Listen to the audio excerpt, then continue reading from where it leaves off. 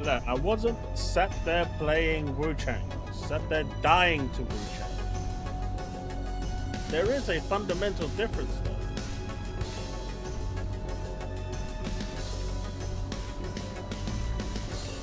If you know, you know.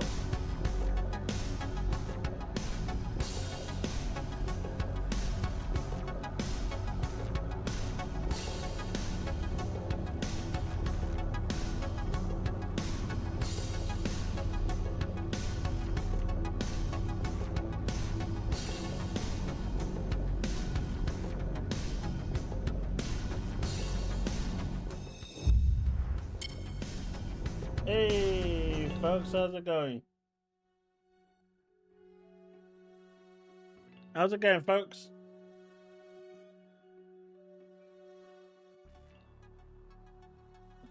That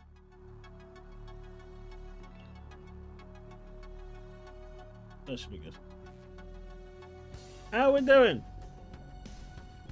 How are we doing? Hey, look.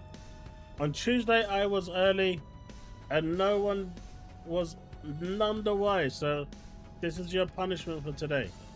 That said, Wu-Chang is ridiculously hard.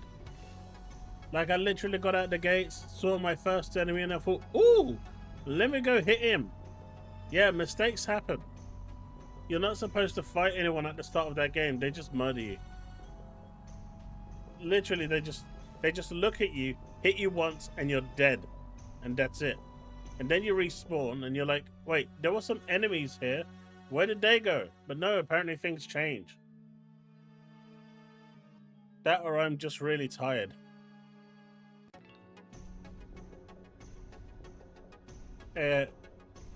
How's everyone's day been?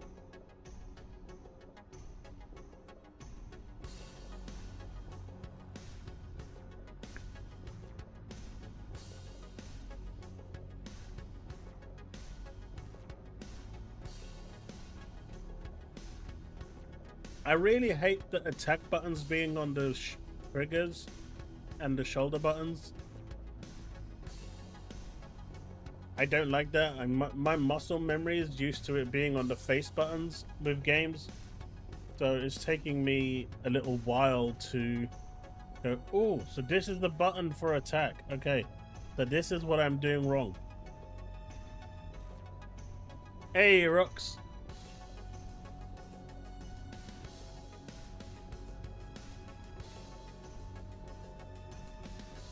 I'm not bad at video games. I'm great. It's just, you know what? I never really thought about remapping them. Oh. Like I said, it was a long, arduous day today.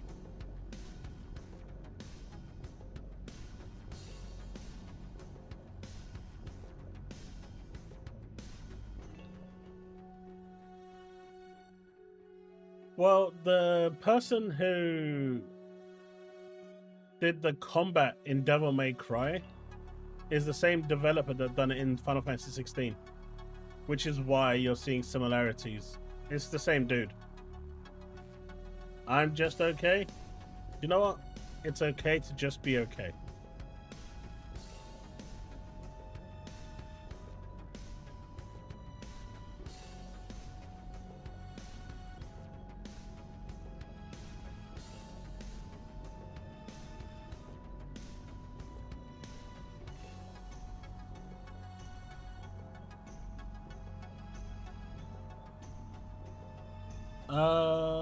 Do you know what? I'm supposed to... It stopped. What the fuck? One sec, chat. Let me rethink that. Let me just fix this up. I did them both and it turned them both off and I don't understand why. Both Twitch and Kick were supposed to be live. Let me quickly just fix this. Oh, I am failing at everything today.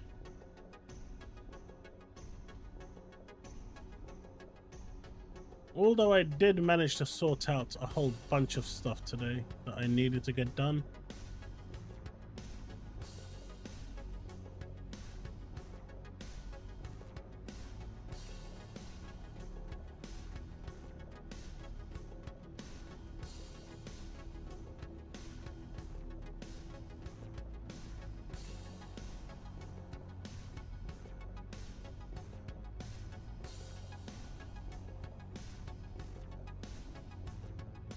And on Monday, I'm actually going to be going to check something out. I've been invited to go down and try out a new peripheral that's going to be coming soon.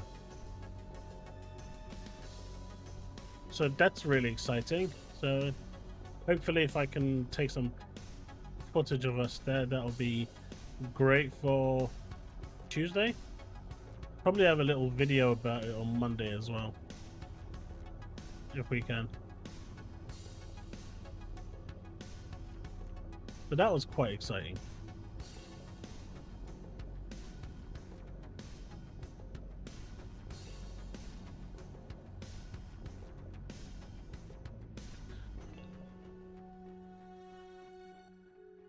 Alright, is that correct? That looks good. You know what? X, you can go away for now. So yeah, this is all the prelim stuff, so let's start these up.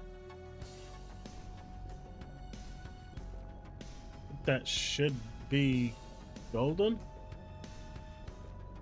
Why would you drop your brightness?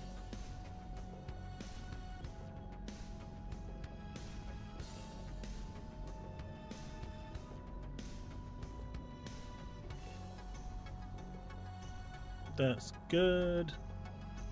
That's good. Man, these bots have no chill.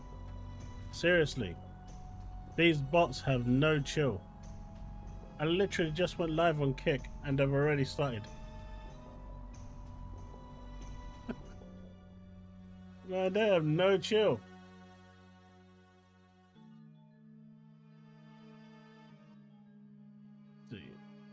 That's fine.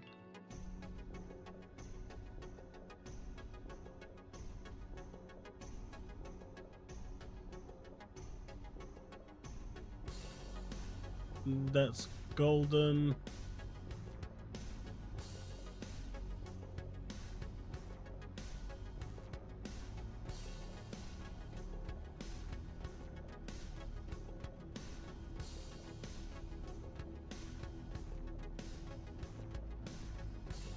That's sweet.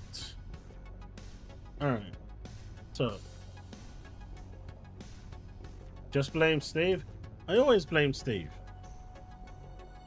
don't think there's a time where I don't not blame Steve. It's just become one of those ritual things.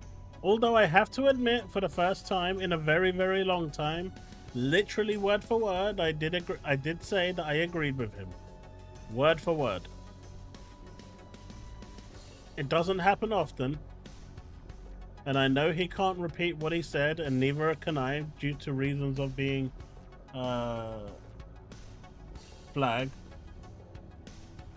But I still agreed with him.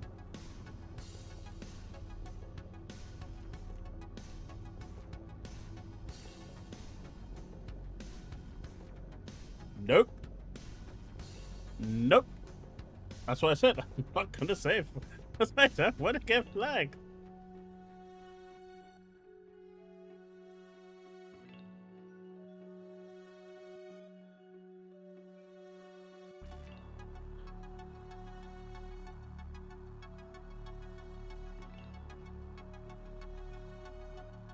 But look, I agreed with you.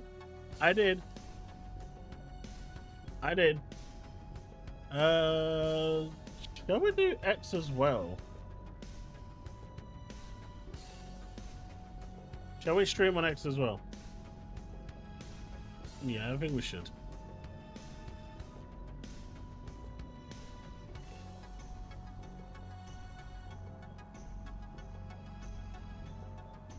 Yeah, we're just getting started, so this is like the pre-setup.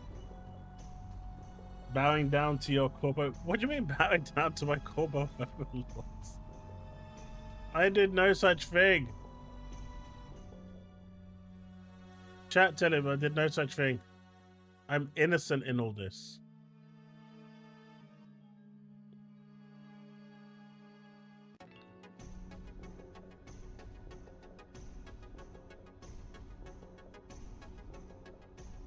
Mate, they need to remake Panzer Dragoon Auto. That needs to be a thing.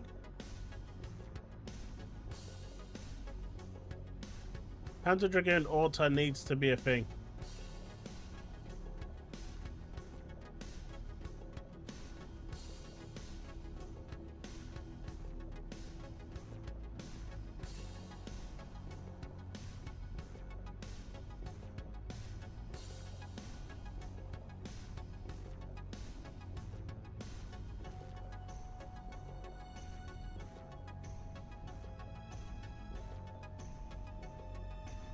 Alright, let's see.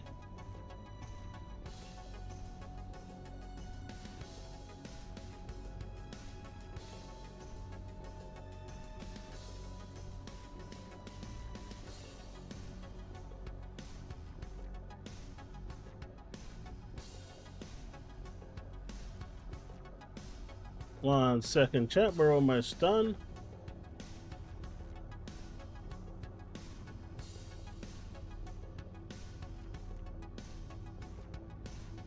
Alright, so this should have everything all sorted, which is golden. This is exactly what we wanted, so I'm happy with that. No issues, no problems. Everything seems to be running great.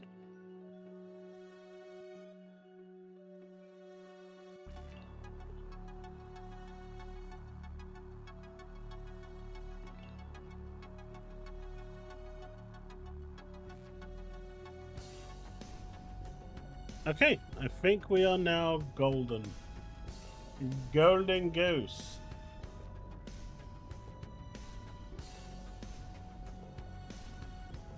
And wait, what's this all about me playing Wu Chang anyway? How did you guys know I was playing Wu Chang? I didn't expose that to anyone. I feel like I'm being spied on now.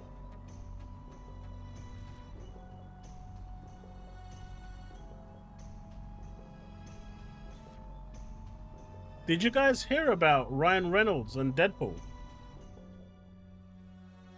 Pretty messed up, right?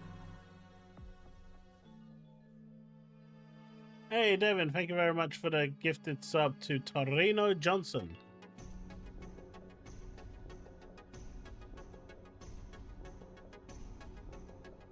Deadpool is no more. It's done. Game over. We won't be getting another Ryan Reynolds as Deadpool.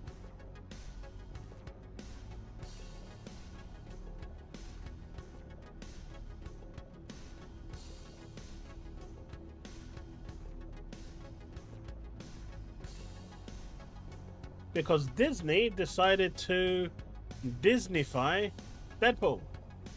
And Ryan Reynolds wouldn't have any of it, so they went behind his back to try and do stuff, and did do stuff, and they cut him out of all conversations. And basically are trying to basically replace him. They cut his salary in half, everything. It's pretty messed up what they did to him, in my opinion. Considering he is Deadpool. Just like Robert Downey Jr. is Iron Man, he is Deadpool. And they messed him up, man. They truly messed him up.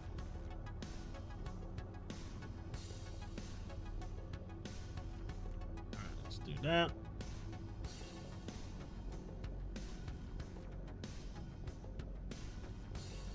So this should, in theory, now start.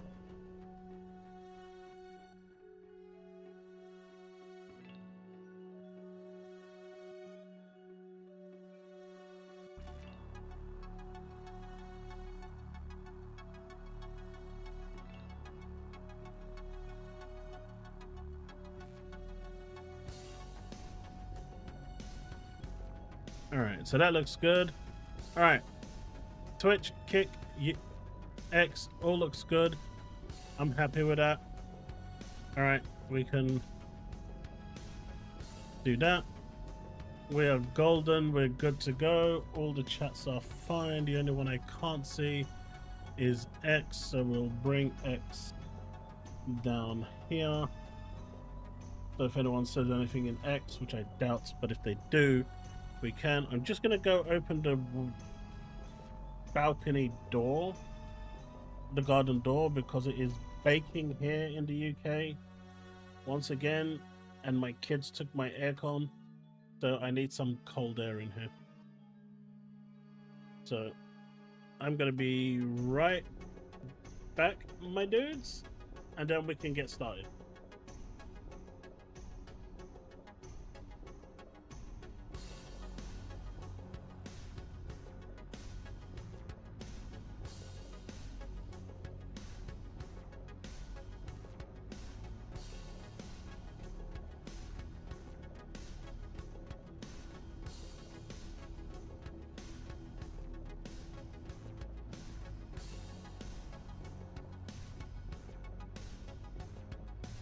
That's not what was supposed to happen. What are you doing?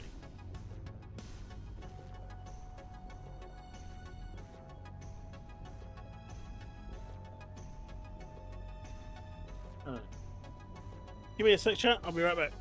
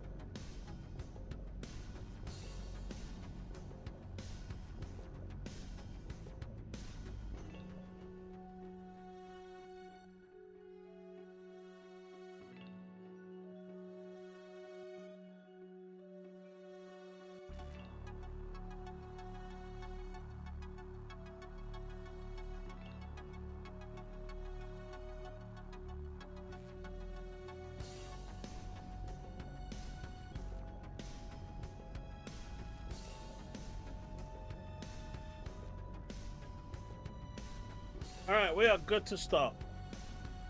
So yeah, Disney messed up Deadpool. In fact, half the jokes that Deadpool told in the movie, apparently they wanted him to remove. And apparently they edited like the whole script twice over what he did.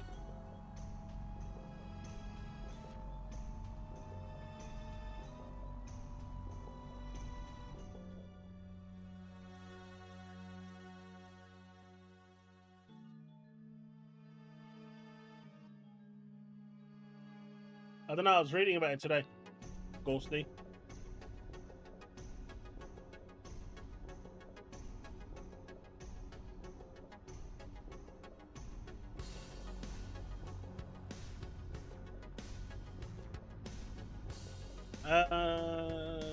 Let me get the link for you.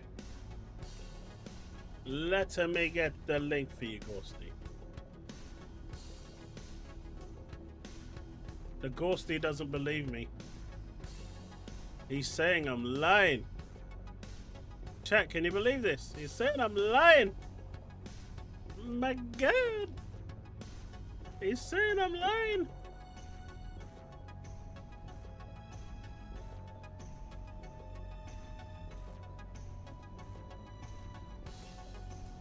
Was it on this YouTube channel or do you have my other YouTube channel that I store it? Might have to get it for you after the stream because I can't change my YouTube channel right now. Oh, there it is.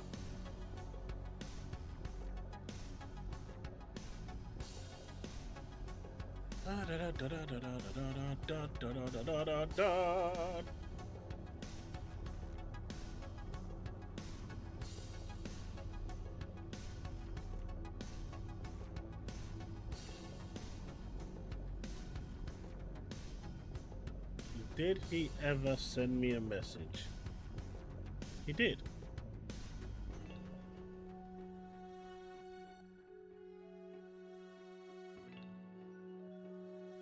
Ghostly, I sent it to you via Discord. I don't want my own bot decide, you know, turning around and telling me that no, I can't post links. I don't want that embarrassment where I get silenced by my own one. So, we lost 2 legends in the space of what? A week? A few days? Pretty sad news, man. First, Ozzy Osbourne, and I know people disagreed and with Hulk Hogan, but as you know, I don't.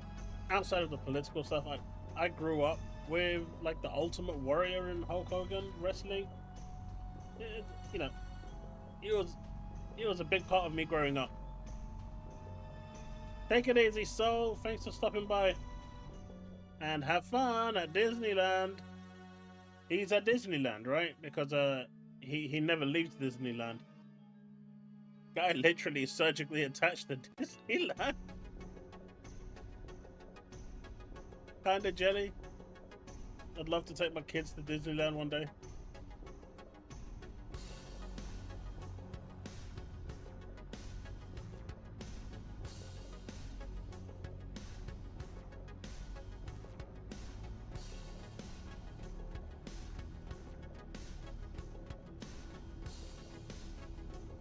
Yeah, so many.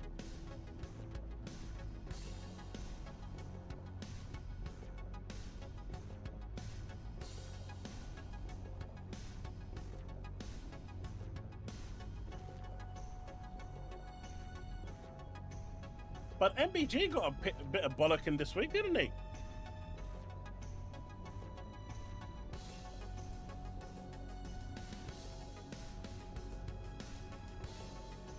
It is, Steve. It is, but you know, it's still never nice, right?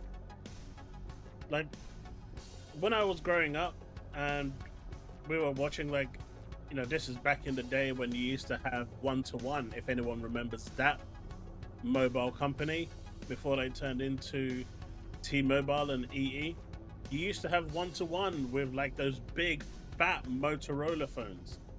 You know, they used to do the tariff of free 7-to-7. That used to be like amazing. I don't know if anyone remembers that. But you know, back from those days is when I used to watch wrestling, where you used to have like the Yokozuna, the Bushwhackers, Randy Savage, you know, Brutus the Barber Beefcake, Ultimate Warrior. That was my golden years of wrestling, and you know, it was a huge part of me growing up. I don't agree with, you know, the stuff that came out later on in the after years, and you know, we found out a lot of horrible things, but that still doesn't detract from how it impacted me as a child when I was growing up.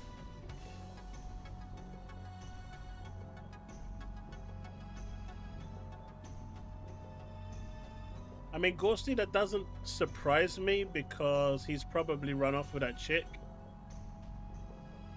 After the way she was touching him up, I'm pretty sure the husband's out with a vendetta to take him down.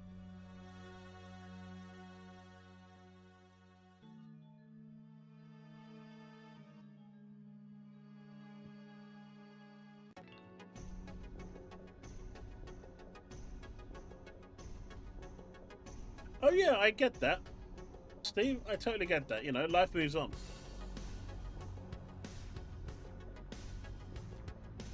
Life moves on, man. But it is sad. But I genuinely was surprised at how the community reacted to MBG.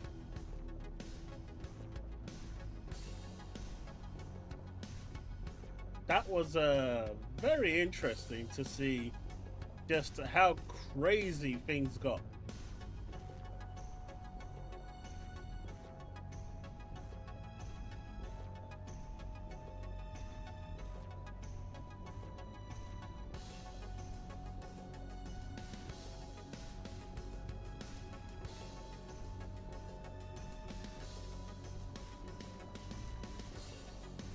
It was nothing bad. I mean, I did exactly the same thing today to see if I'd get the same response from, you know, the same community that decided to freak the f out.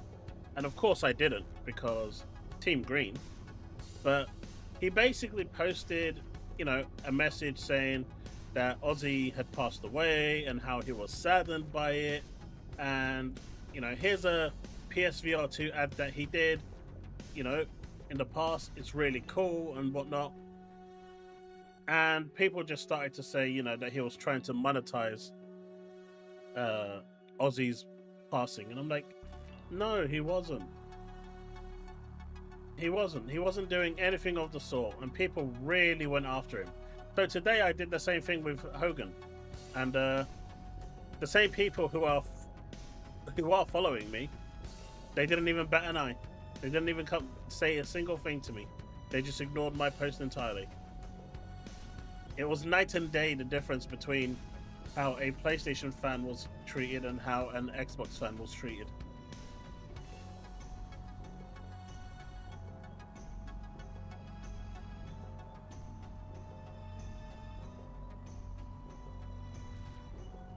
And that's wrong.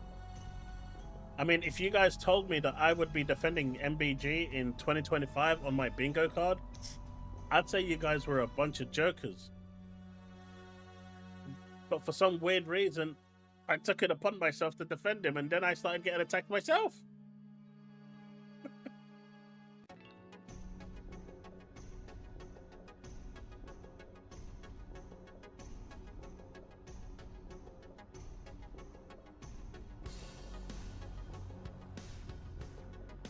It may be that I'd be shadow banned. It wouldn't be the first time. Right? It would not be the first time that I'd be shadowy banned. Let's have a look. Have I been shadow banned?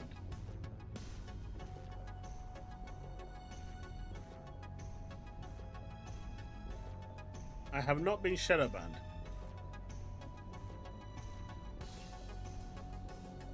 But it doesn't say if I've...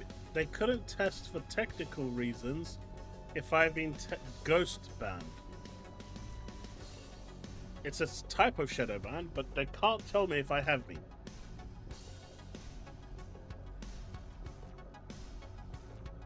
So, who knows?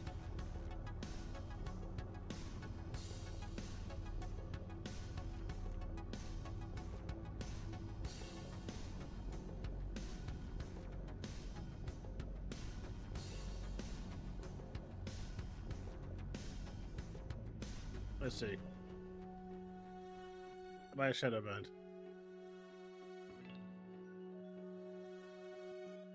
No, I am not. I'm not deposting, deboosting. I'm not. No, so you should see it.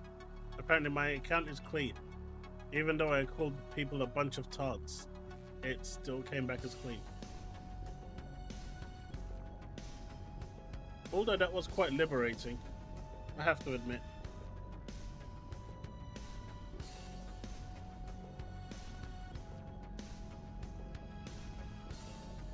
So it's just Steve who's he's actually blocked me and isn't actually saying that he's blocked me.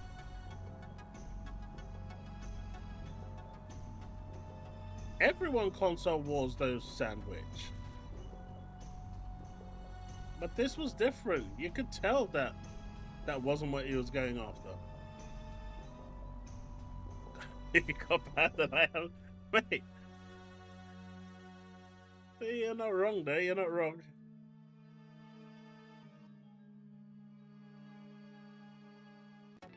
Defending MBG. Now, on this occasion, he deserved to be defended. He didn't do anything wrong. Ponies always stick together.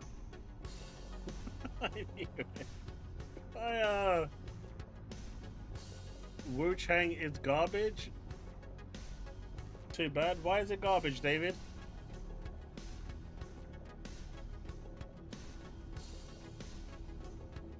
Why is it garbage?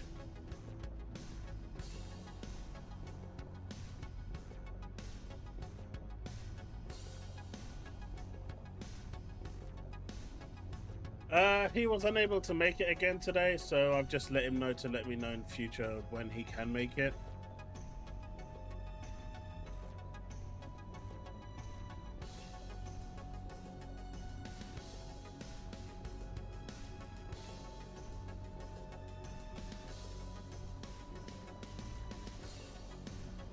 But my question is, and this may seem like a weird question for you guys, what's the difference between DLSS and TSR?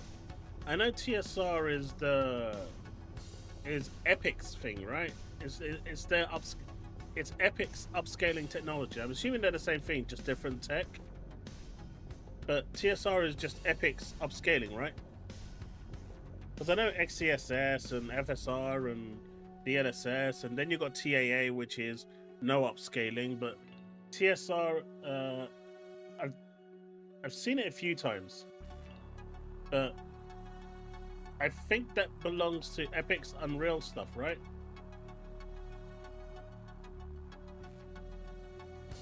Because that's what I was running Wu Chang on, and performance was fine. I mean, it was stuttery when you loaded in, but outside of that, on my 3090 Ti, everything on Ultra, it still ran 60. Yeah, that's what I'm thinking, Bags. So if I switched to DLSS, it probably would have run better.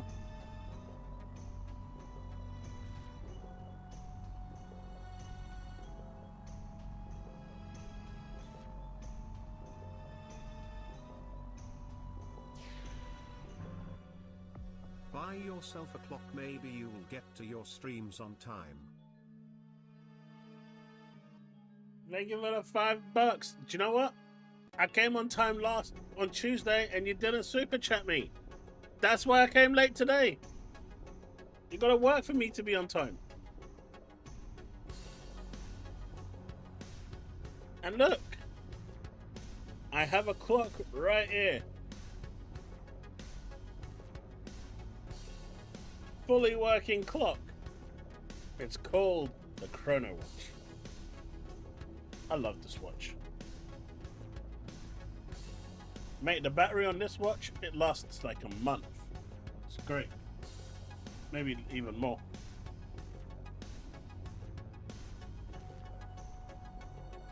Depends on the game and the hardware. Right. You know what it is? It's Steve trying to get to number one. He's trying to get first place.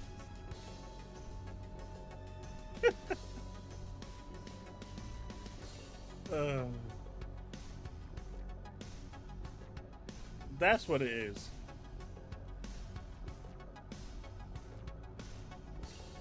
And you know what? He succeeded. He knocked Devin down to third place. That's rough, man. Mate, even Ghosties advanced Devin at this point. She.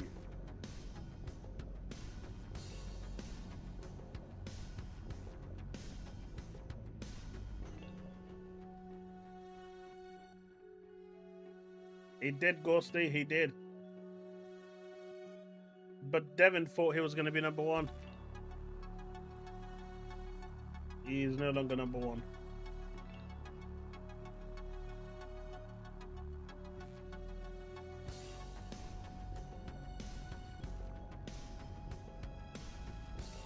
It's all for a good cause.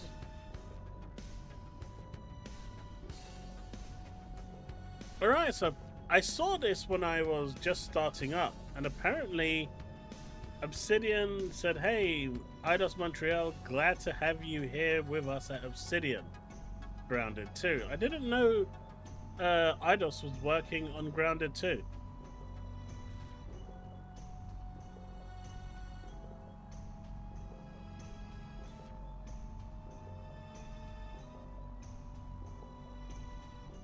That's a lot of wrist action, Paul.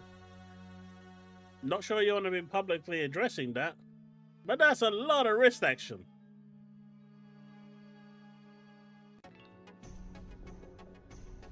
Did they say it in this reveal? I don't know, I was too busy looking at the gameplay. I like the gameplay.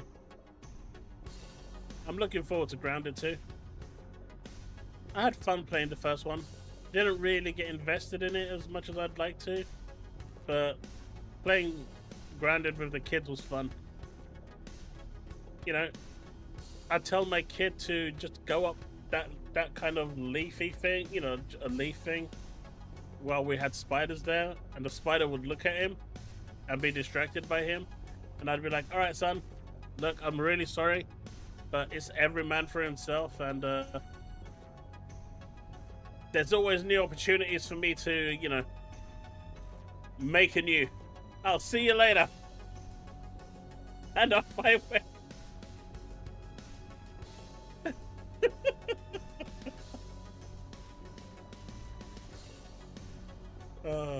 We had good times. We had good times.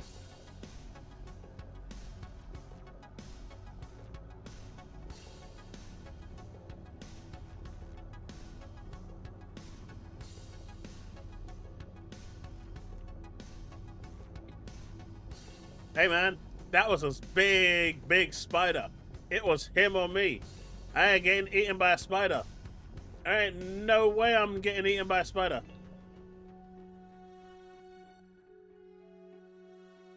If anything happened to me, he'd have to live with that anguish for the rest of his life. I didn't want that for him. You know, I'm a big lad. I can weather the storm.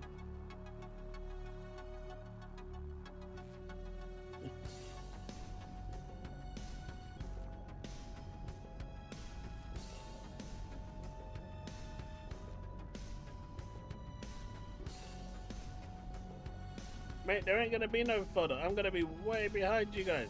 I'm gonna be so far back it's not even funny.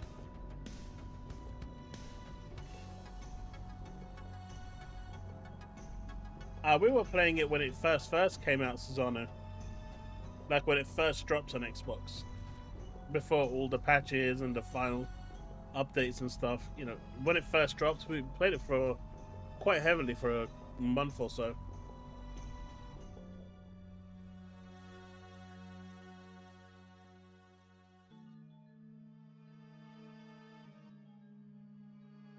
You see what I mean, chat?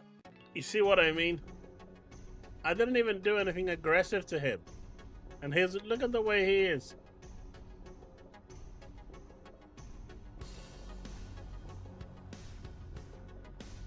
You guys are evil. But yeah, so this is kind of cool.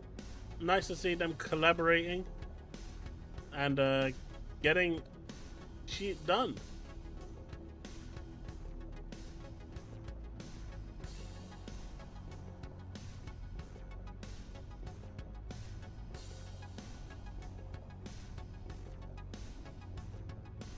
Yeah, that's right.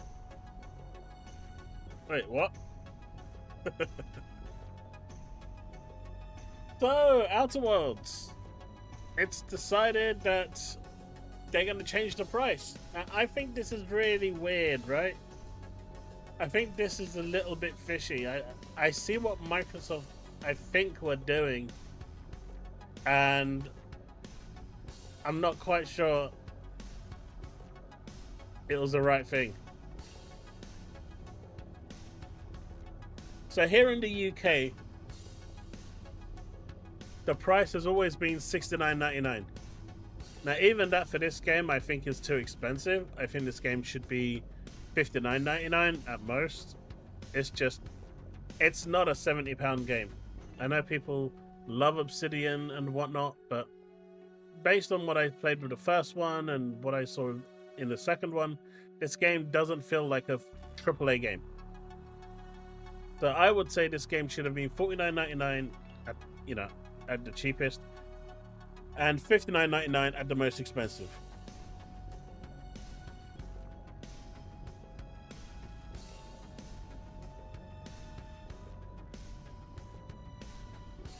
But the UK pricing never changed, right? It was always $69.99, as it always is, right?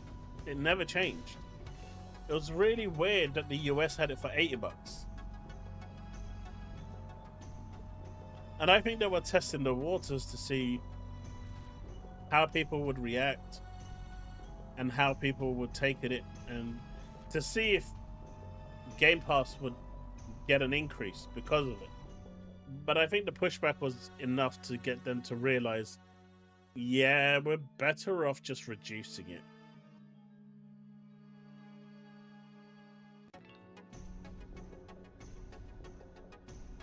But it's good on, at the end of the day, people spoke with their wallets.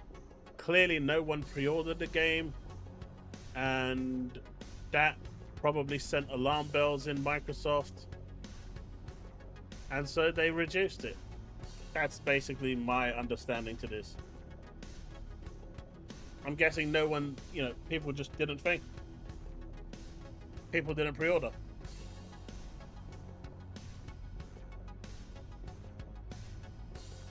Nah, Paul, I think Devin's in the corner crying because he's no longer #1. I could be wrong. But the current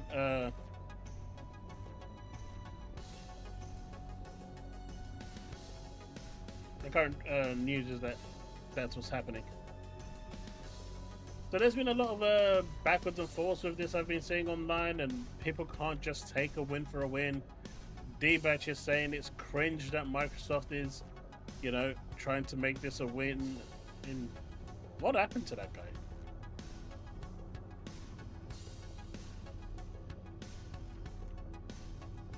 Yeah, but it is probably lower than they expected, right, Steve? But whatever happened to D-Batch, man? That guy literally has just become one of the most toxic people on the internet.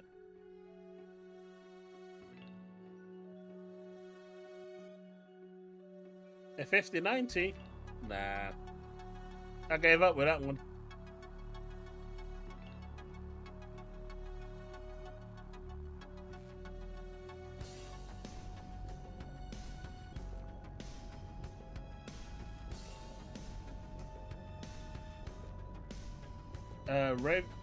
Raven? I don't understand the word you... Those words... There are words there, but they don't really form a sentence. Maybe you wrote them in the wrong order, but I can't decipher what you've written.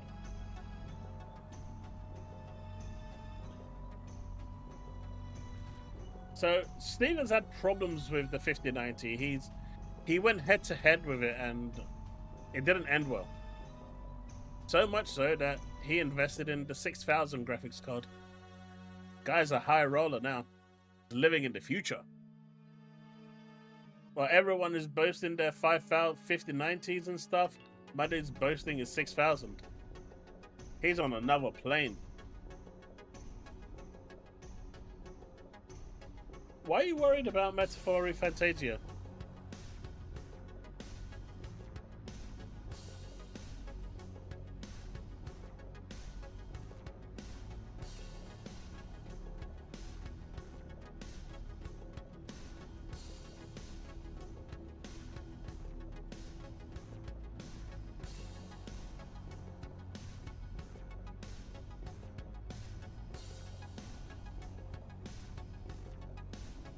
Was it?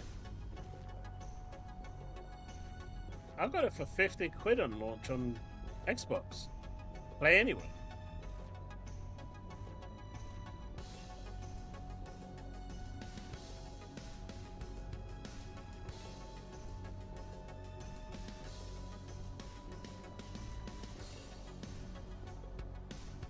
Do you know what? When I actually just played Wu-Chang, I didn't even update the drivers. I know they were telling me to update them.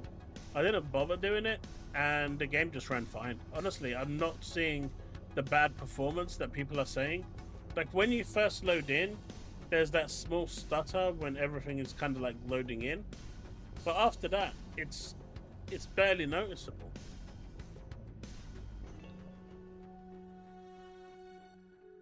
Like, the combat is fluid, the pacing is fluid. Like, the game is definitely running above 60 on my aging 3090 Ti. So if these people are having problems on PC, I'm guessing they're running like an ATI Radeon 960 or something, or a 1060 Nvidia or something. Because I don't know, man. The 3090 is old. And that ran it on ultra, all settings up like a champ.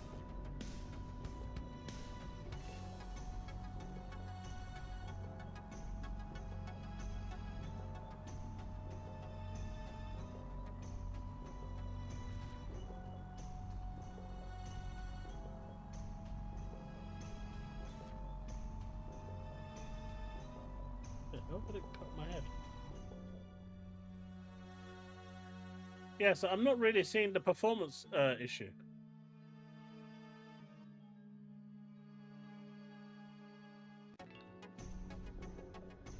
No, Bags, I get it. They've got shit PCs. That's what I said. They need to get better PCs. If you've got a shit graphics card and you're trying to run a game that's an Unreal Engine 5 and you have a bad experience, that's not the game's fault. That's your PC's fault. Get better specs. That is not a stupid claim.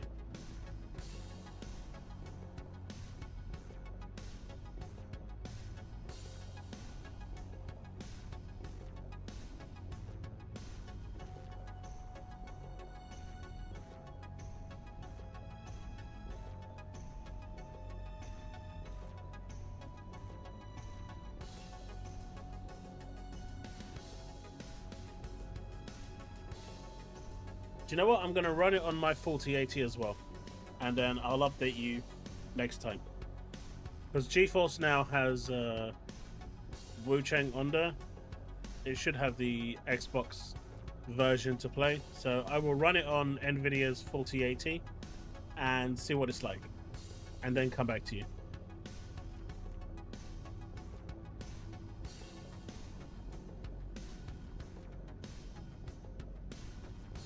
But that's their problem for having a 1070, right? That's on them. I don't jump into a Ford Escort and expect to go toe-to-toe with a Ferrari. If that's what they're expecting, then good luck to them. People need to understand that if you're running a low-end graphics card, you're not going to get good performance.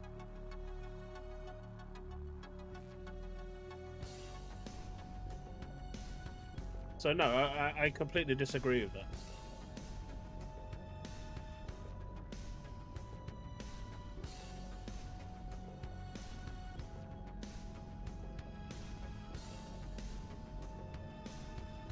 Is Mandalorian in... Sorry, is Microsoft in trouble again? No.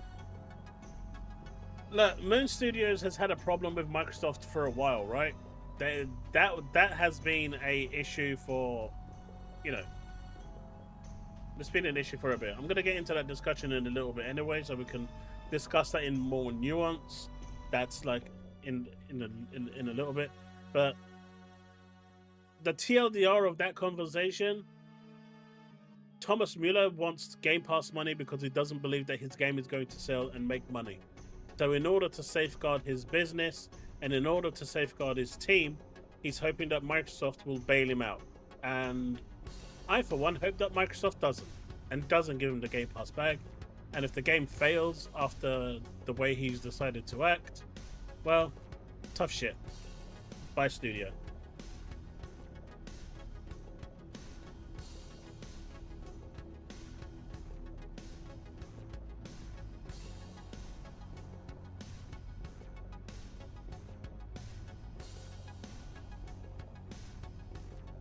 Yeah, I've got 64 gigs of RAM. I mean, my CPU is an aging CPU. I've got a 12 gen CPU, but it is an i9. And I've got my 3090 Ti.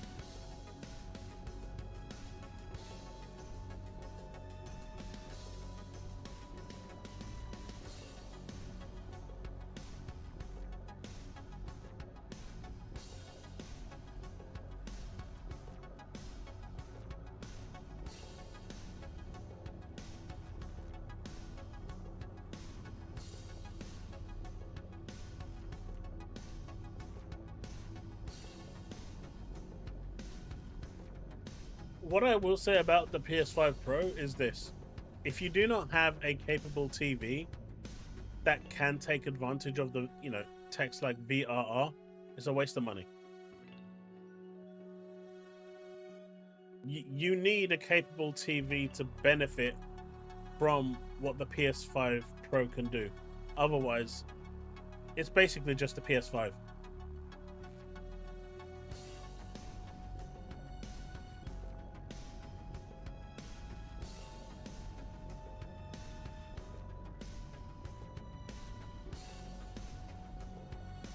But yeah, so, I'm going to test it on my son's 3070 as well, because that's what he has, and see what it's like, and let him tell me.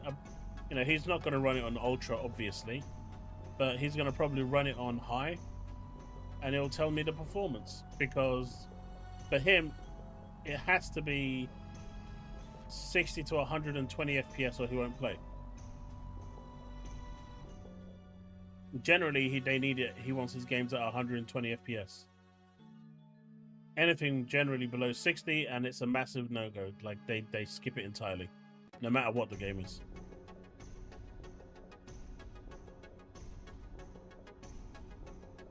We can do, Susanna. It wasn't on my to-do list, but there wasn't much being spoken on that outside of little bits and bobs, but we can cover that in a bit, yeah.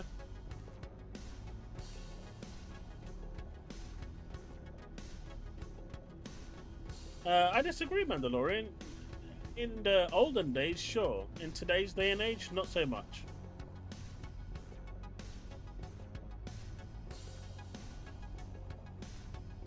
Medium for a 3070? Even that would be fine for him. Hey! CC Maxfield, thank you so much for the follow.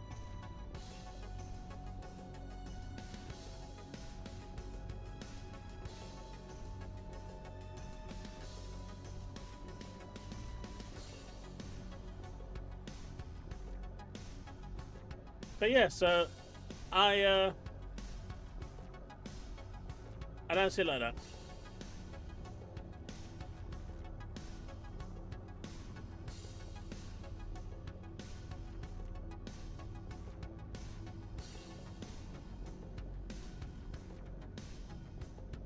Oh, is that what you mean? I mean, technically, yes, they can. They 100% can. If they're not pushing fidelity. If they're not pushing graphics to the console's limit, they can hit 140, 160 if they wanted to. But developers prioritize graphics because that's what the community wants. The community wants graphics over performance. You can't compete with a PC. Consoles are out of date literally the moment they come out. So if, in terms of graphical performance, you're not competing.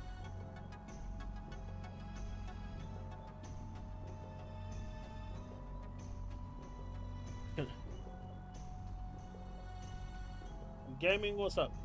What do you think of Suburban Storm about him playing all his games on easy? Absolutely nothing.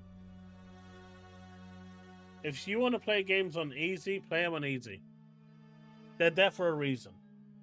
There are people who are masochistic, who like to play games on the hardest setting, and you know, that's what you get your enjoyment of. And if that is, great. Power to you. You know, but if you enjoy just playing the story mode, playing games for their story, and experiencing, like, you know, the journey, and play, you know, not having difficulty battles and just being able to sail through and then just enjoy the game for what it is, I see nothing wrong with that at all. You know, Nibs turning around and King Fresh turning around saying that he's not a gamer or he can't be taken seriously, that's just stupid. That's just nonsense. I've never seen such nonsensical things said in my life. Hey Silver, how's it going? It's just so stupid, right? It's almost brain rot that's stupid. It just doesn't make sense.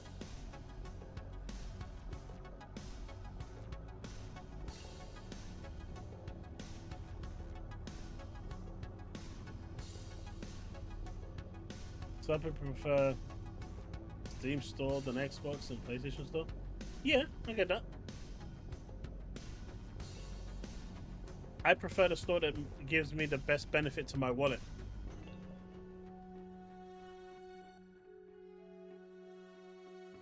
Hey Dickie, how's it going? Do you play most of the time on PC or console? And is it on a monitor or TV? I'd probably say 50-50 or 60-40. It really depends on what my kids are doing. So if my kids are about and on my PC, then I'm on the Xbox. If the wife is watching TV, because we have one big TV in the house, then I'm on my PC. So it really depends where I'm at. Because I work from home, so this is my workstation as well as my gaming station and everything. So if I don't need to be here, I prefer not to be here.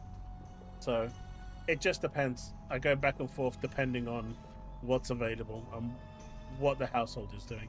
Last year when Microsoft released their whole end of year data thing to say where you've been playing, I spent equal amounts of my PC time and console time was 50-50. So that should say everything. It was split 50-50. That's why this whole play anywhere thing like really works for me. Personally, it works like really great, because if I couldn't have those games on my PC, then that 50% extra game time that I had that was on the PC, I wouldn't have had.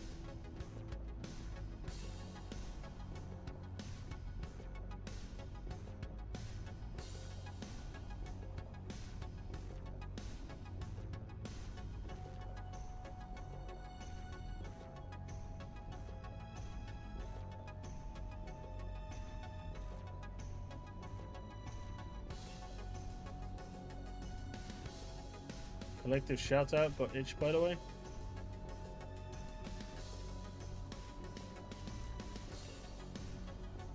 I'm sure that's supposed to mean something, but my brain isn't comprehending. So I don't want you to overpay while Steam and Xbox have affordable prices. I can't remember the last PlayStation sale I actually looked at, to be fair.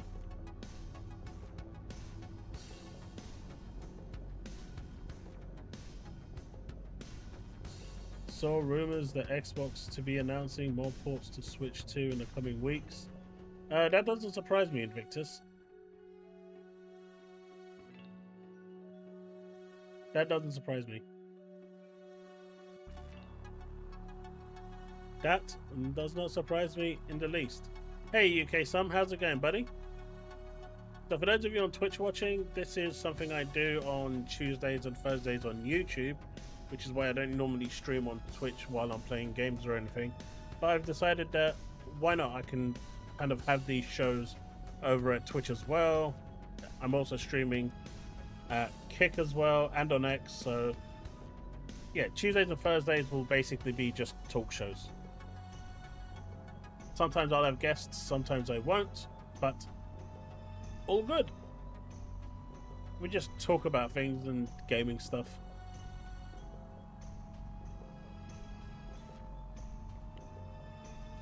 But yeah, so I think the fact that Microsoft reduced the price is a good thing. And, you know, I think at the end of the day, they did right. And they did the right thing. I still think it's because no one pre-ordered it, but regardless of how it actually got to that destination, it got to the destination that it needed to be at.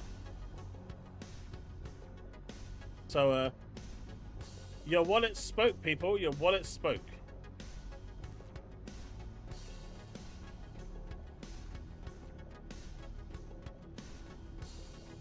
Do you think we will get a third-party Xbox native ports with Steam? Do you think we'll get less third-party Xbox ports? Yeah, more than likely, Sandwich. More than likely. That seems like a no-brainer to me. It's going to be interesting to see how, you know, that develops, because at that point, if that is going to happen, Sandwich, achievements actually lose all their value at that point. I can see them abolishing achievements entirely, everything, into something else, because it won't make sense anymore.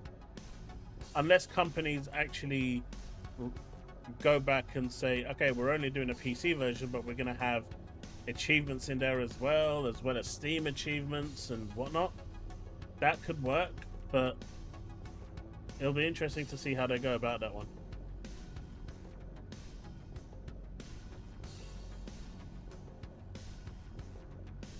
Invictus, they clearly wanted to push people towards Game Pass. That was it. And then they realized, wait, Game Pass probably didn't get a sharp spike, and people didn't pre-order, so they turned around and said, yeah, we probably need to put this down now. Hey, Calandros.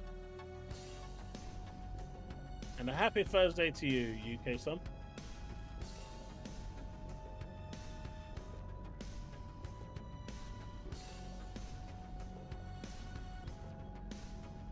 But yeah, PlayStation's getting rid of PlayStation Stars.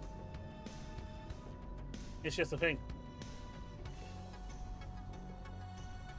You know what, Steve? I'm with you on that one. I think achievements are the bane of existence. They are just garbage.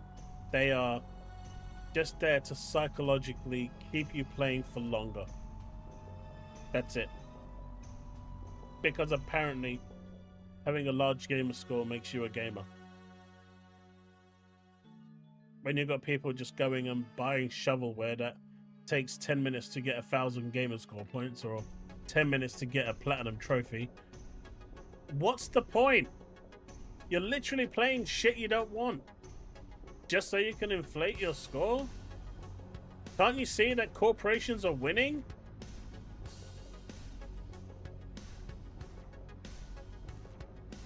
What metric? There's no real metric to use them by. None that I can actually think of.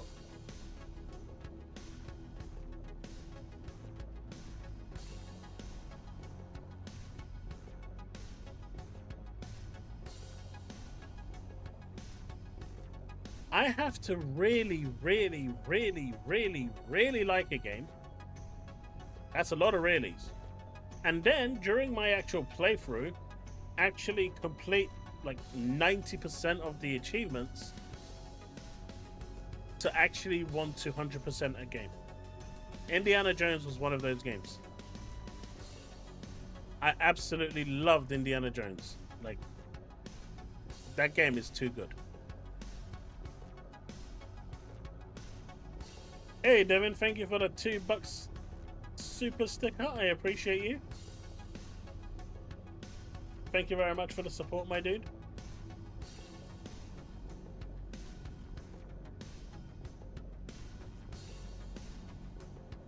Yeah, but that player retention is just fake news, right? It's not like they're staying there because they're enjoying it. Sure, they're still playing, I guess, but that's not telling you whether those people enjoy the game or not.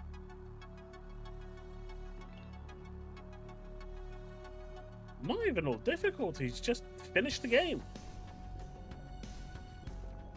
Play the game from start to finish. Do you finish it? Yes, you get your platinum trophy. Done. Or you get your 1000 gamer score. Done.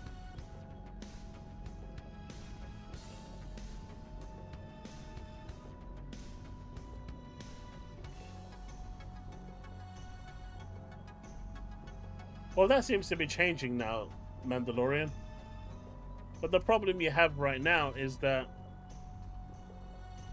anything that goes against the status quo is DEI, right? Even if it isn't, it is.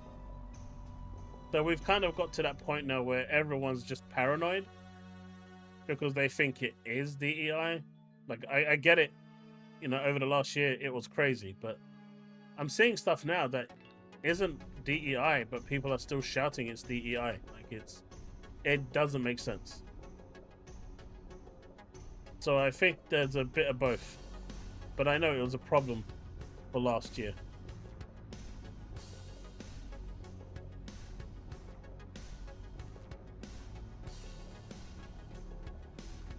Yeah, but you shouldn't be separating shovelware because people are still buying those games and completing them. If they're actually separating those, that goes against the whole achievement thing. What if they enjoy those shovelware games and it's, you know, those are the type of games that they really like? Are you saying that they don't deserve to have those achievements?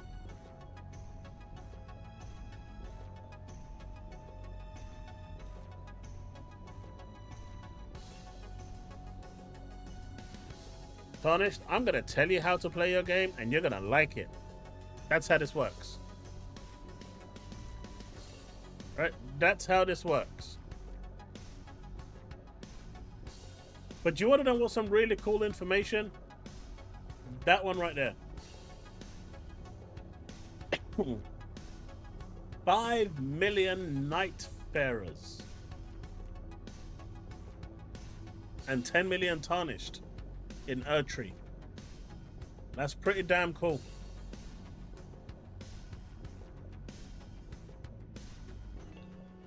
Obviously, someone said sales doesn't equate to a game being good, and I appreciate that. So we can all, you know, acknowledge that Elden Ring is trash. But hey, they sold 15 million between them.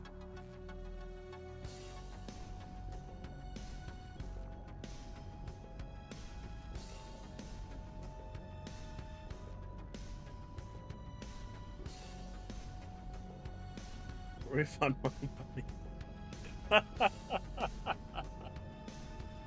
I didn't say that though. You see? I didn't say it. I didn't say it. It wasn't me. It wasn't me. He instantly knew he was being called out. Oh, I love it. I love it. I love it. I love it. I love it. Oh, that was funny. That's good. I love the fact that he instantly knew.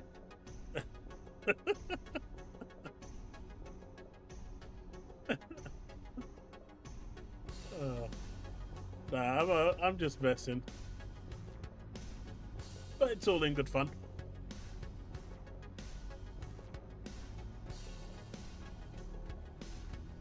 When they were when achievements were first implemented, they were, you know, more or less just play the game, complete it, and you get your achievement score, right? I remember so many games were like that when the achievements first came out. They were really basic. It wasn't until later on that they said, hey, we can actually use these to actually get people to play for longer. Did someone just Thank you. It wasn't until later on when, you know, they went and said, hey, you know what? People are actually trying to really unlock these achievements. So let's make the challenges really hard, right? And really long-winded, right? Work with me here. Work with me. And let's make it so the game is riddled with microtransactions, so the longer that they stay in the game trying to do these challenges, there's a better chance to buy microtransactions. And then they said, you know what, they're not actually buying the microtransactions, but what if we had microtransactions that made getting these achievements easier?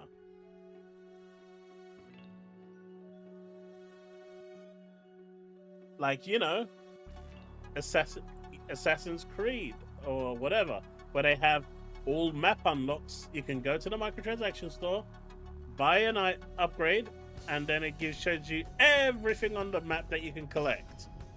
And that will make your achievement hunting that bit easier. Do you see how over time achievements started off as something like basic and then got turned into engagement and then to monetization?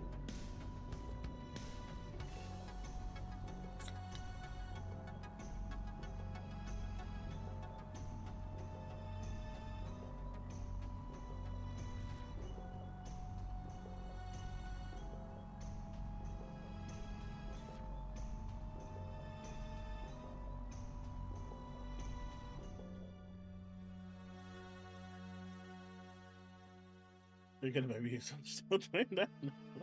I'm just saying, like, this is why I just don't like achievements. They are manipulated and stuff in just so many wrong ways. Right?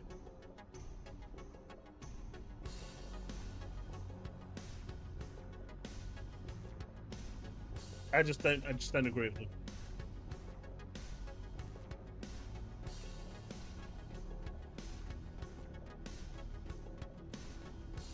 I think they're both just equally bad, Sandwich. I think they both just need abolishing.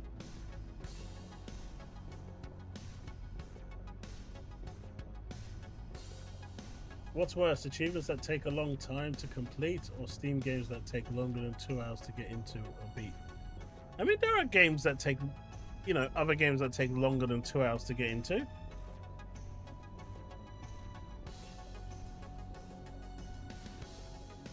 There's definitely other games, right?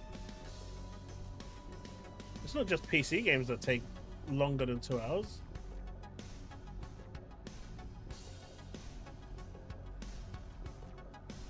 Stop being tight. Stop being money. Mate, Banisher is like the true ambassador of... You know what? One day we're going to find out that Banisher is like part of the board at Ubisoft. That's what's going to happen.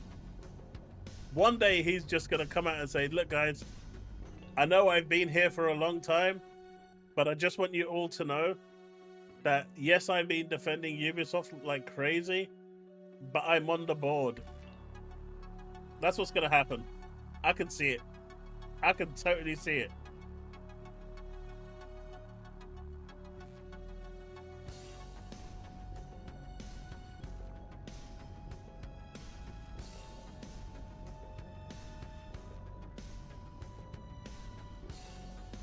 See, now I can't tell if you're joking, Cesano.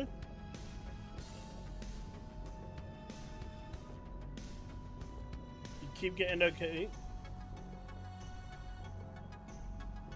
Have you? Let me have a look.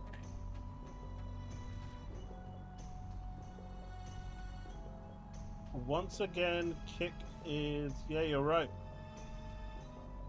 You're right, Kick keeps, disconnecting. Alright, I'll stop Kick. So if you're watching on Kick, I'm sorry, I'm streaming over at X, YouTube, and Twitch. So feel free to continue watching me there, but I'm gonna have to stop that. I don't know why Kick is doing that. I'll have to look into that. It's the second time it's done that now in 3 attempts, so clearly there's something wrong with Kick. But thank you for bringing that to my attention. It was constantly connecting and reconnecting.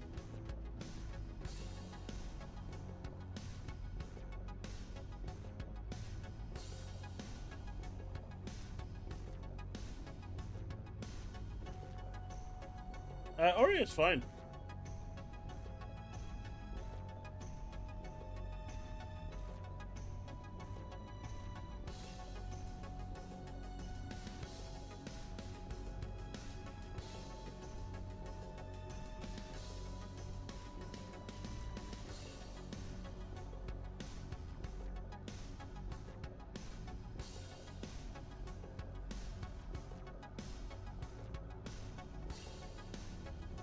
Is he still number one? Yeah, Steve's still number one.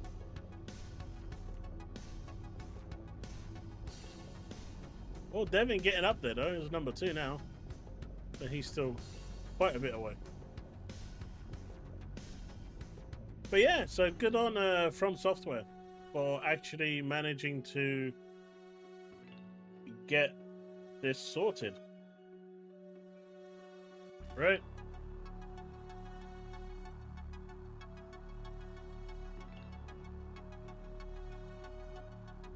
So, Sony has bought 2.5% of shares in Namco Bandai, or Bandai Namco, however you want to say it. It's a collaboration aimed at strengthening the engagement among anime and manga fans and creating new and emotionally moving experiences. So if Totoki Hiroki is actually at the helm, this basically means give me money. Give me money. Money. I want money. Give me money. That's what it means.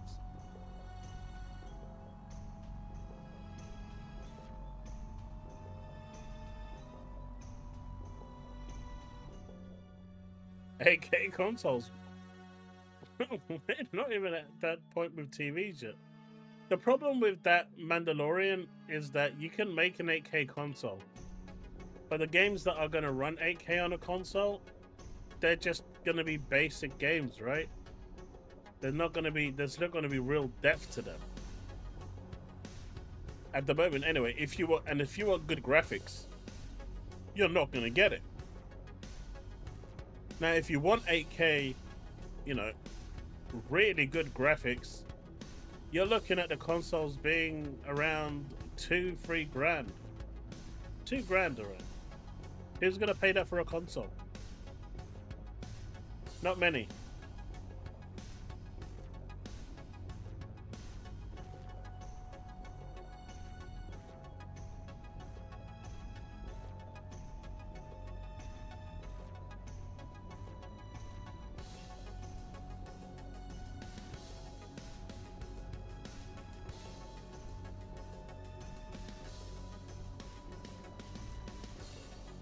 I already heard PS6 will have it. Yeah, I saw that as well.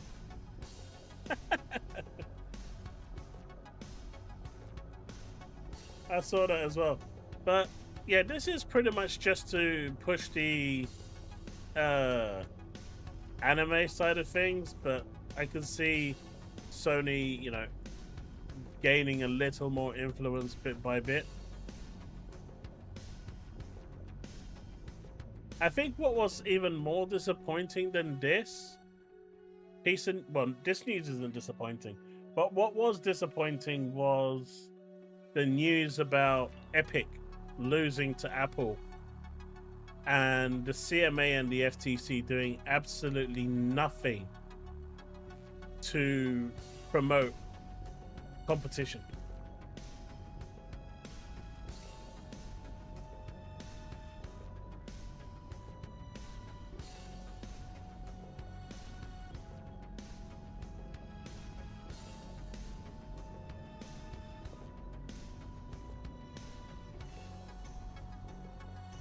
Well, exclusives are weird, right?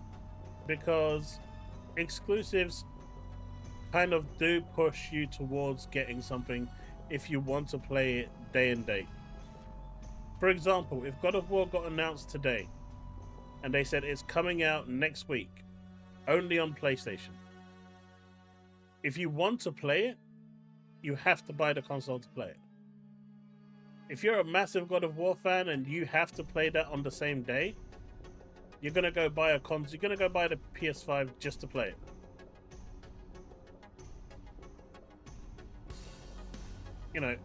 It's really that simple. So they do, you know, it is linked to it. It does help. Hey, Infinite.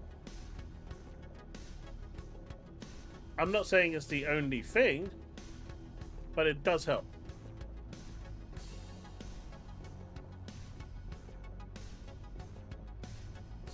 Worry about what? Microsoft is winding down. The moment news come out that they're looking at a 2026, no one's buying an Xbox now. And now that they've increased their pricing, why would you? Like, realistically, why would you go and spend $600-700 or whatever it is in the US for an Xbox right now, when they've just, you know, when the rumors are flying rampant that there's another one coming out in like 6 months to a year? This sort of information really hurts prospective sales. Add to the fact that, you know, if you sign up to Game Pass, you can play it anywhere anyway. People are buying handheld Asus ROGs and Steam Decks so they can play Xbox games anyway. So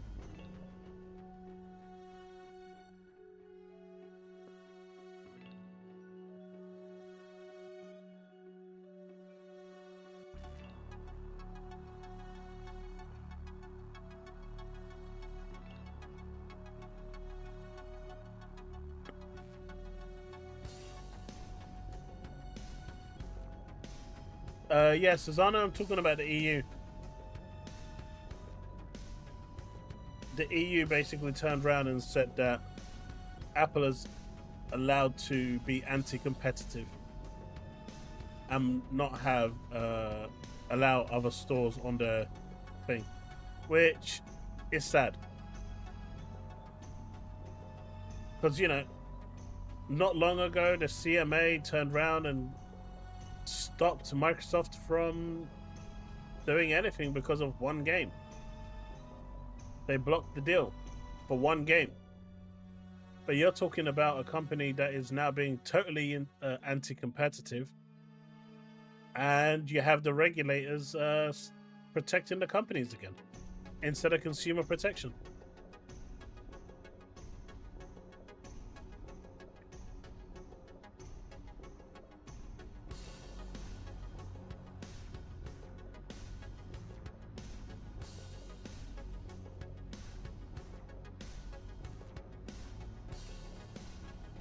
Yeah, you say that, Steve. I think for both Sony and Xbox, I think the PS6 and whatever the next Xbox is will be the final consoles. I think whatever comes after that isn't going to be a traditional console in any way, shape, or form. Do I think ABK was worth it? If ABK didn't happen, Xbox would have folded.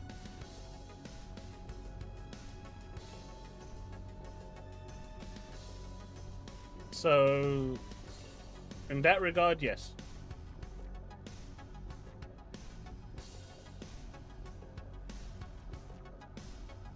Nintendo?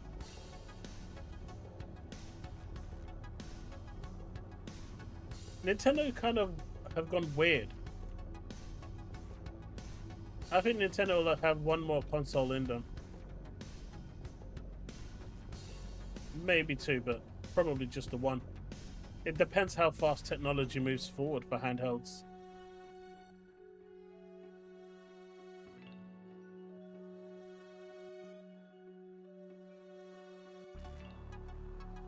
Well, I'm not sure if VR is the future. There's no real investment in VR. But PC is the safe bet. It's getting everything. It gets 90% of the PlayStation games and it gets 100% of the Xbox games. So if you've got a powerful PC,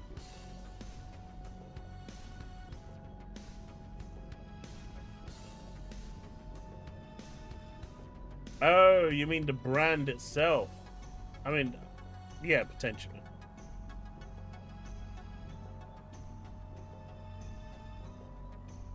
Devin, I think so, yeah. I think Satya Nadella would have shut it down. I think he would have called it quits. They just weren't making money. they were making, just about above water.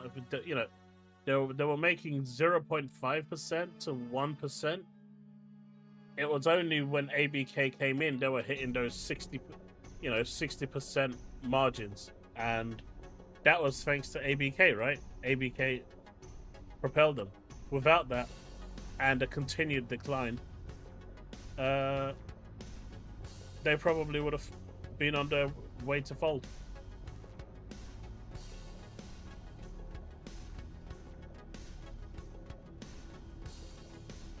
Augmented reality, I think, is where it's going.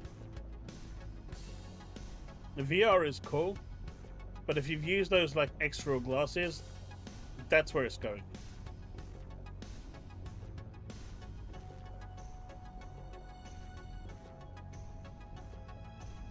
That's not true, Mandalorian.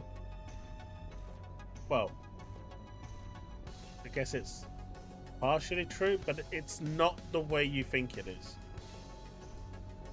So, essentially what you have, let me just give you a kind of top level so it's easy to understand. In AI, you've got these things called AI agents, and each agent basically represents an employee. You can tell them to do specific things, and they will do those specific things over and over again, and it's a continuous motion. Being AI, it will just iteratively keep doing it, and it's super cheap. And those agents will just continue to do it, and you just need one person really to look over 30 agents on a database or in a program, and it will do it. Salesforce is a really good example of this, who have recently, at a press conference about 4 months ago, they invited like all businesses doing CRM business. We all went there, and they said, hey, look at this really cool stuff that we're doing with Salesforce. Look at these things. We can now create AI agents that can do this, this, and this. And what Salesforce was telling our bosses is that you can now fire all of your employees because these AI agents can do these mundane jobs without you having to pay someone. You just need someone to monitor these agents to do it. Now, they're not going to be doing anything that's crazily complicated right now because AI really isn't there yet, right? But in 10-15 years, it will be. But right now, we're not there. I know all these big companies want to be there, but we're not there. So these AI agents that they're putting in there are just basically replacing simple jobs that you just don't need the people to do it, that a script can run and do it repeatedly. It's no different to automated, in QA you have what is called automated testing. And so, for example, I write a script that will basically go and create me 100 emails, register for an account on a web page, and then depending on what I want it to do, it will basically start cycling through those and making those changes. And that's all in a script, and it does it for me. I can set that off and it will do it.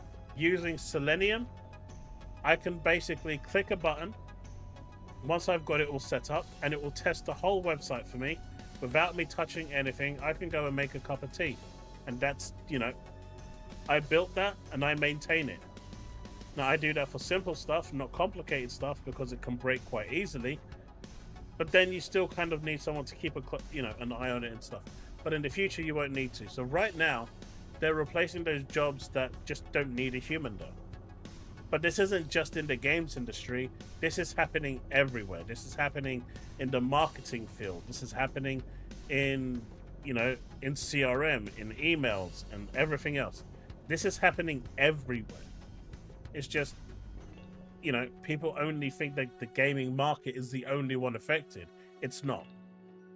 Now, if you're talking about going and replacing an actual developer, AI won't do that. We've already seen employees working where I work who pretty much used ChatGPT to write code for them, and the code was shit. It's just not very good. And after they got rid of that guy, our developers had to go in and fix the code like completely. some of that code had to be completely rewritten in order for it to work. So we're just not there yet. But in 10-15 years, we absolutely will be. But right now, people are being replaced where AI agents, which are replacing direct replacement of people, can just do that job without any problem. I hope that kind of gives like a top level explanation of what that is.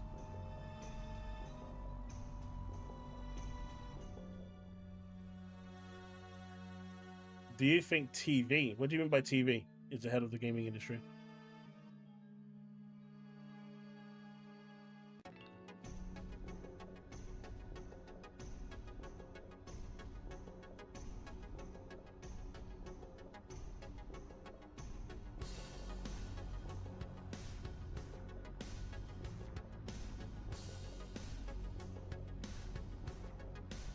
AI will win us the war against aliens. Hey, Devastator.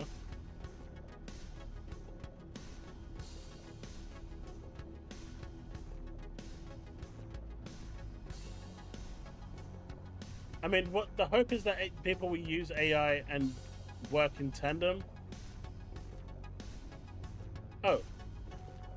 No, I don't think that. I mean, do you think TVs...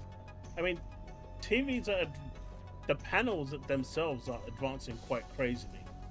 Especially the ones that you can now bend and fold. They're really impressive. So in that regard, they're moving ahead ever so slightly faster. Gaming in general, we're coming to a point where we're not really seeing... We're seeing diminishing returns now.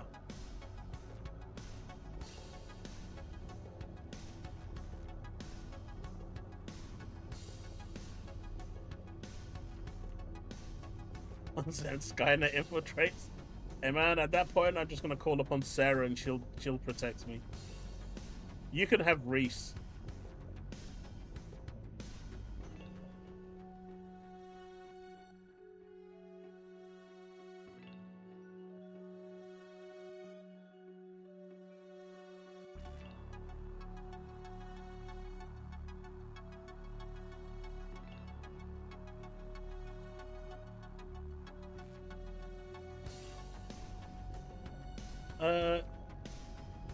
That's the hope, Sandwich. That's the hope.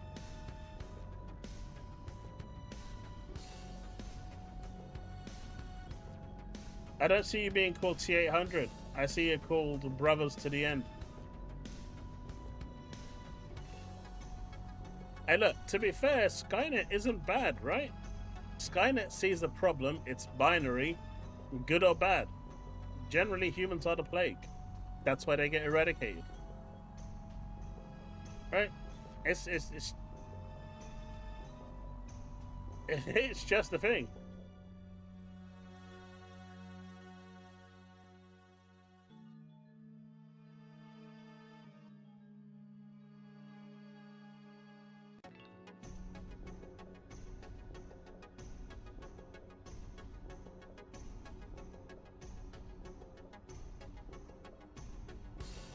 So apparently the Steam Deck 2 and a home console are reportedly in the works, and Sony may be helping to turn the handheld into the portable PlayStation game device.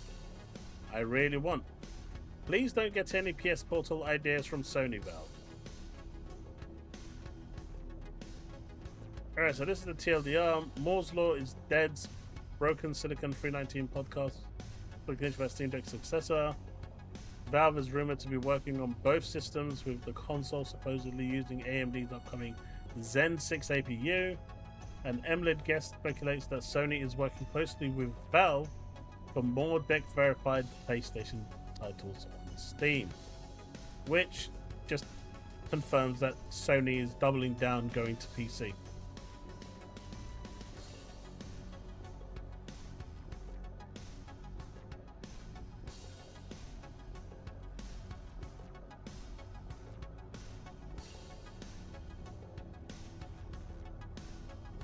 It's interesting stuff, right? If Sony won't make a native PlayStation handheld, a more powerful Steam Deck will do. Beside the classic Sony PlayStation Portable, Sony has yet to make a strong effort to battle in the handheld market. only because they don't care about the handheld market. Every time they release one, they ignore it. I say this because the PlayStation Portal is far from what I want from Sony, as I'd much rather have a handheld that can play games natively instead of streaming them. I mean, everything's kind of going towards streaming anyway, so... Well, you could say it's just based on speculation. Sony and Valve have clearly been working closely since a large majority of PlayStation titles on PC go straight to Steam. As I've mentioned, there's a sense that Sony puts extra effort into optimizing games for Valve's tech verified system, especially with its Nixis software port developers, who are known for great they're known for great optimization at the helm of PC ports. I don't see Sony bringing its blockbuster first-party titles to PC day one, but if it sticks with the staggered release trend and it doesn't bother creating a native handheld experience, I'll happily settle with a Steam Deck 2 as an alternative, with a more powerful processor for performance. Now for me, the only good thing about a Steam Deck is the trackpads. Otherwise, I would pick a Windows handheld every day of the week. What do you mean you, Kappa Silver? AR is better than VR in my opinion. It is better. I prefer my augmented glasses over VR right now. They're just so much more simpler. I just plug them in and I can play what I want instantly over my glasses, be it Xbox, PlayStation, or whatever. AI can easily replace customer services with a simple company. It can, absolutely. Gemini is the closest to AI agents. Gemini is good, but Gemini is also hurting Google quite a bit. So Gemini is actually doing a lot of harm to Google right now. But there's nothing that Google can actually really do to stop it. And that's the problem. As much as Google would like to stop Gemini self-harming, they can't stop it. And so their search engines especially are getting absolutely slaughtered at the moment. You can install SteamOS on other handhelds, Silver, but the problem is it can't play the games I want to play. And if it can't play the games that I want to play, then the SteamOS is useless.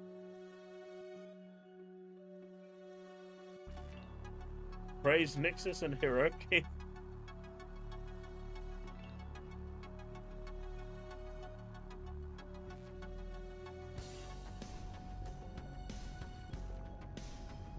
Let's say Sony and Nintendo are the only consoles left in the console market and Xbox backed out. What then?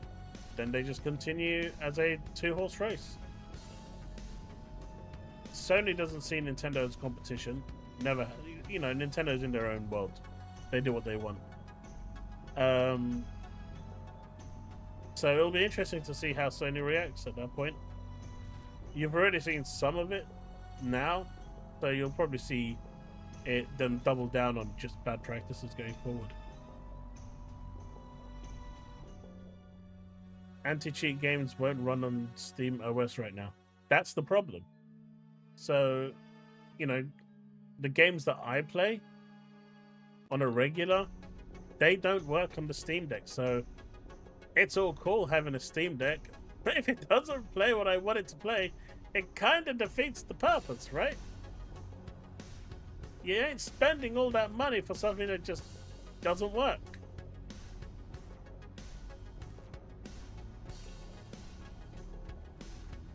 And that's where I draw an issue with the Steam Deck. But something today, have a good night, Paul. Something today got announced. And it looked good. Battlefield 6 looks absolutely awesome.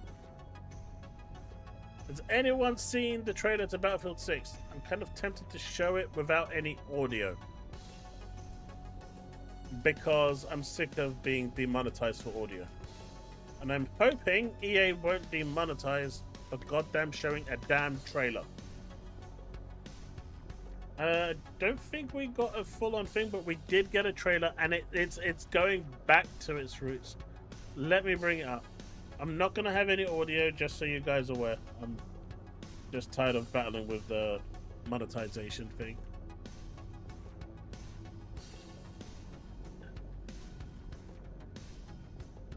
It is very irritating.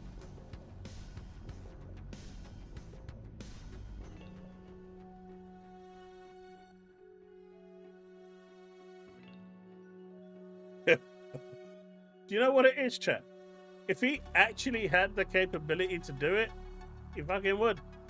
He would do it. He would absolutely do it.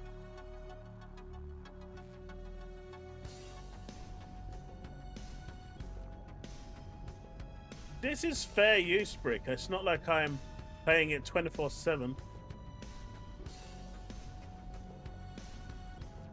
Here we go. There's no audio. But this actually looks really good. Albeit it isn't in-game, which is a shame. But it feels like it's gone back to its roots. Unlike all of that other crap that you saw with the hero agents and whatnot, it's got a single-player campaign again now, which is cool. I'm really, really excited for this, and we're getting a Battlefield 6 beta soon. And I am so excited for this. I prefer Battlefield to Call of Duty. But I'm super excited for this, and I really hope this is going to be good. I really, really want this to be good. Well, not CGI, it's in-game, but... Hey, did you see that? Did you see that? Anyone catch that? Guy did a Maverick.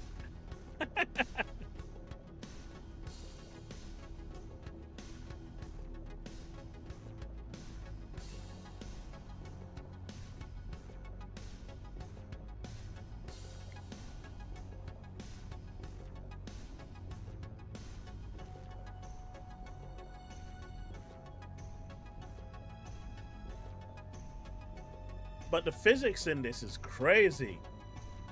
I think every single building is able to collapse. I mean, DICE just turned around and asked EA, how many helicopters do you want in a building? And EA just answered yes. And so they just said, all right, we're just going to throw helicopters into everything.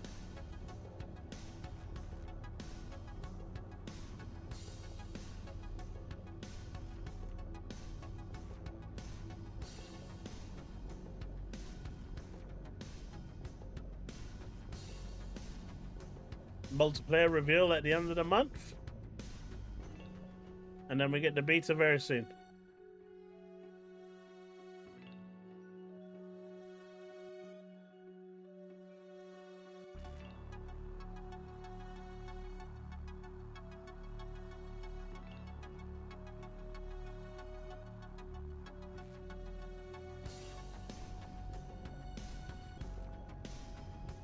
It also doesn't have zombies. 0 out of 10. What do you mean 0 out of 10? Wait, what was wrong with what was wrong with the last COD? The one we've got now?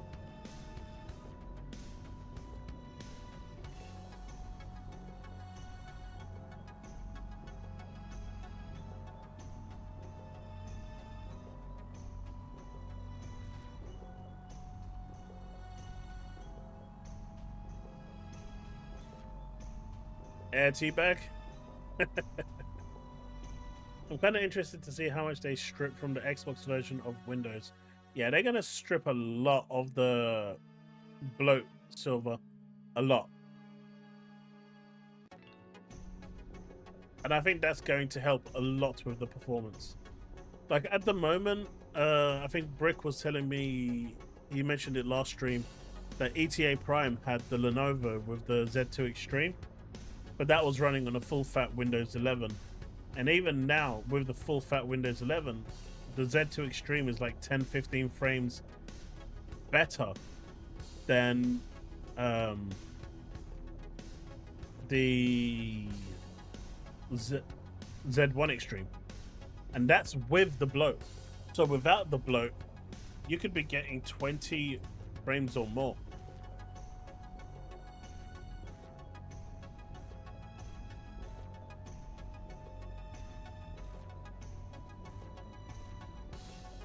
Hey, we did that. I used to play COD with a friend of mine, and every time we played, not COD, Battlefield, and every time we played Battlefield, he'd get drunk. He just drinks, and so him on a helicopter being pissed was it's something you just need to experience. But I remember this one time there was this little spot on the mountain where someone was sniping at him consistently, and he got so pissed off that the guy wouldn't leave him alone. So we got into that helicopter stupidly, and he went and he dived with the helicopter straight into the person, just so he can take all of us out at the same time. See, that would be really cool, right? Except he missed the person and we all died. And then the person that was there ran away.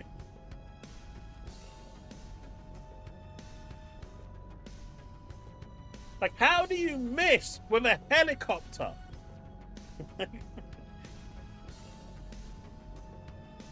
How do you miss?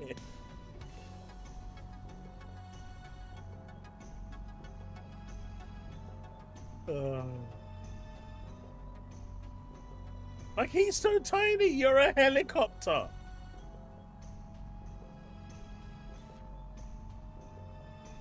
I have a lot of good memories.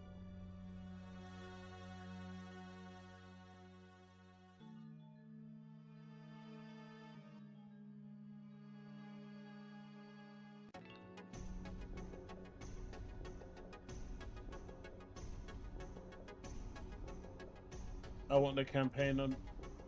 I just want the campaign on Battlefield.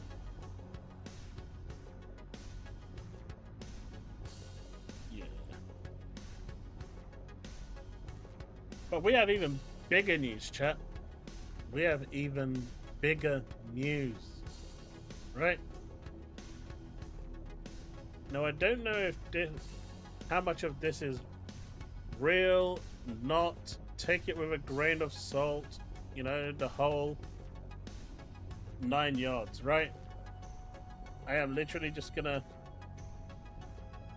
putting this out there. This is all like tinfoil hat. I ain't confirming this is real. I'm not confirming this is fake. I just saw this. I know this person.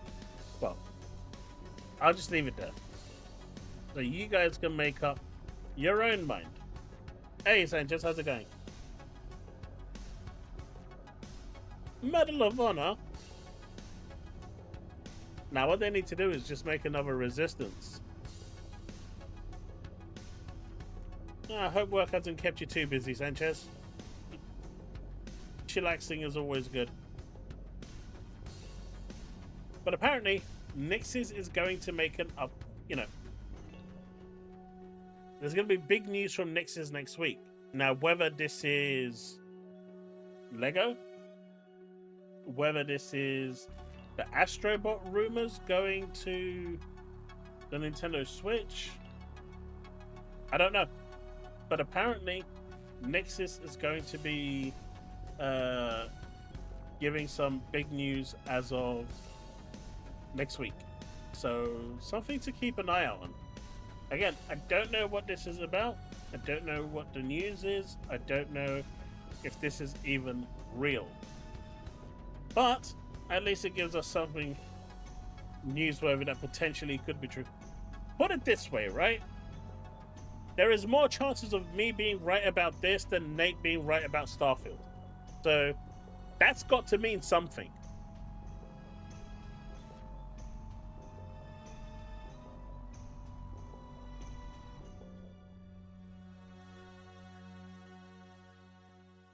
I mean, Insomniac is their best studio, and they had layoffs. To be fair, they didn't make any money, but still, it's their best studio.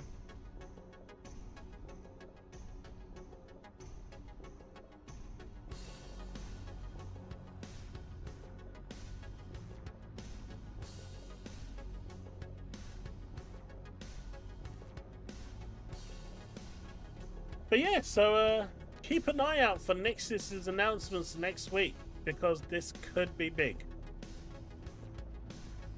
Because it says right here, the news next week will be crazy.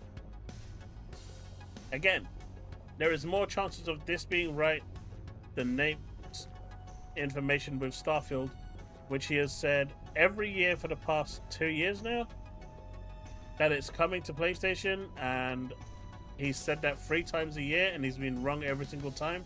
And now he's saying that Starfield won't be landing this year. It's being delayed by a little bit more, so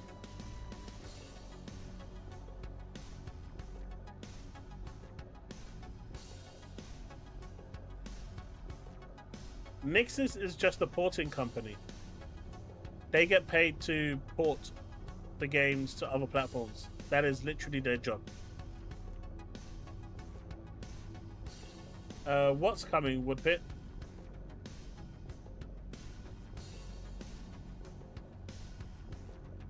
Intel reveals it will lose 33,000 employees, and I promise you, there won't be a single fucker on Xbox. I mean, on not Xbox. There won't be a single fucker on X that basically says anything. No one will care.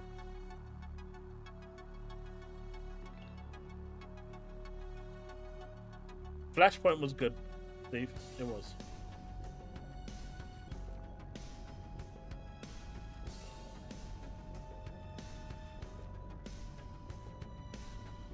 Normally they make PC ports, but now they're making Xbox ports as well.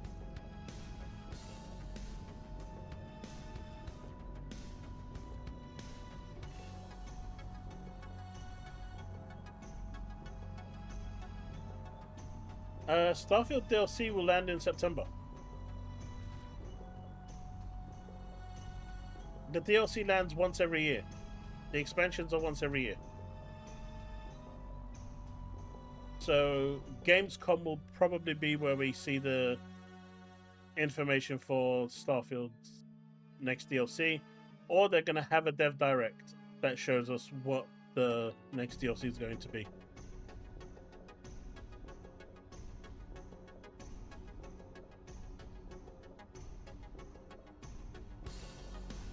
Wait, Woodpit, you played OnlyFans Steve? What? Wait. You played OnlyFans Steve? Chat, you're seeing this, right?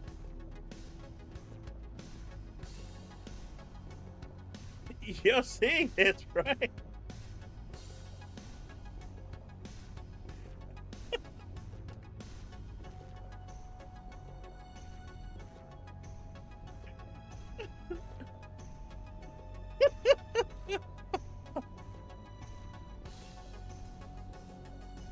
Oh man, Woodpit, Steve, no, not publicly like this. Not like this, man. Oh, look at the damage control, Operation Flashpoint. I'm sure that's what you meant, Woodpit. I'm sure.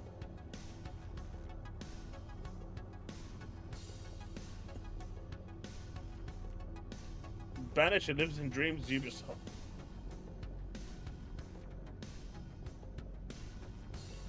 Right, you have my full attention now.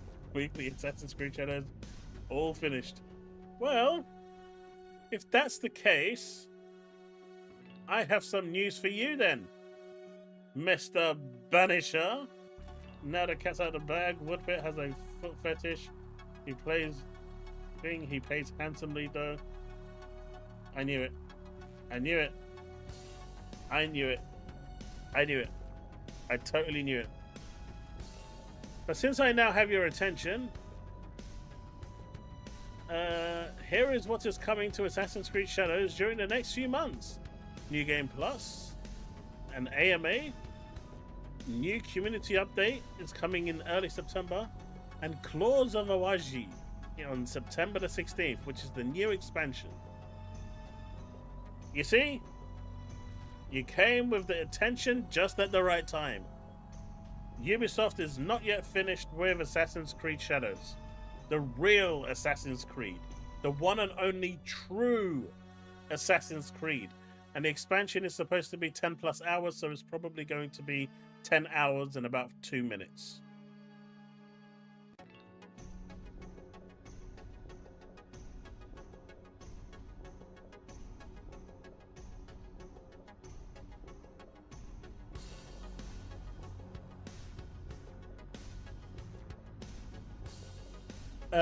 We do not get the expansion for free, unless you got like the Ultimate Edition. If you got like the Ultimate Gold Edition or whatever it was, then you do. But as you can see here, progression update is free, quality of life is free. This one doesn't have the free tag on there. The level cap is increasing. Knowledge rank from 9 to 10, Forge level 4. New achievements and trophies for those hunting, because they need you in the game for longer. Animus themed rewards, new store content. Oh shit! Banisher, they heard that you bought everything. That they're adding more stuff for you to buy. Make sure you're getting ready to flex that plastic.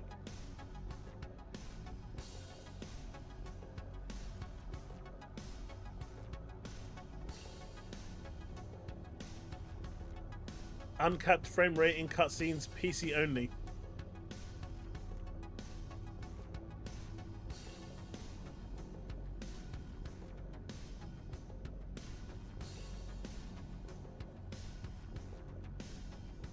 Oh, this is gonna be.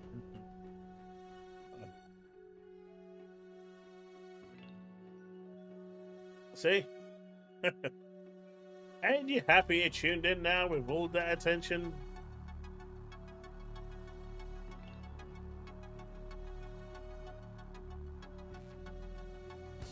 Well, Seth is saying for Woodpit to tell us more.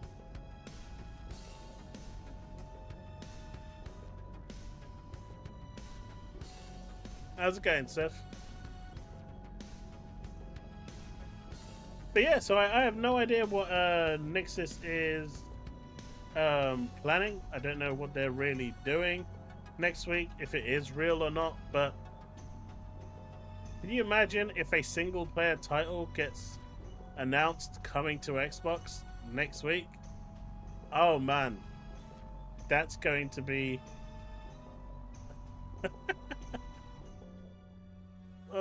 the salt is going to be real.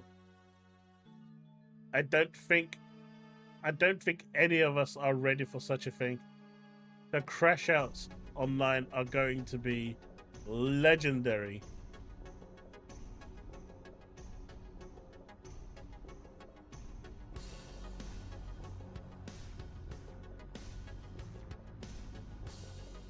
I mean, Silver pretty much is going to be the same story.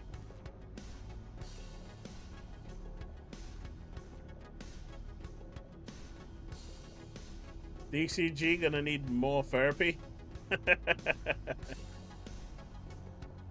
No doubt, no doubt. You traded in GT7? I just wasn't feeling it, so I installed Hogwarts Legacy. You know, I still need to play Hogwarts Legacy. I need to play a lot of games, but right now I'm kind of trying to power through Death Stranding 2 and Wuthering Waves. They've just released their new update on Wuthering Waves, so I'm kind of going through that. I'd laugh if it's Uncharted or a primary title. That's the thing. I mean, there's rumors of Astrobot going to Switch.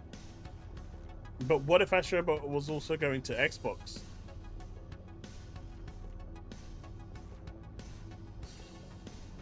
What if it's Spider-Man?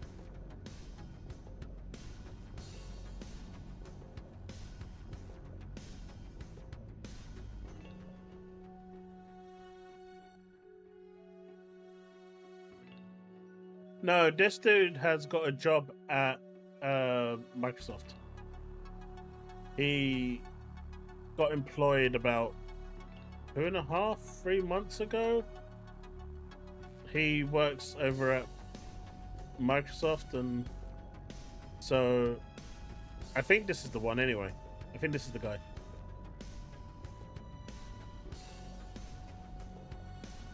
So there's a little bit more credibility in terms of possibility than just a random dude.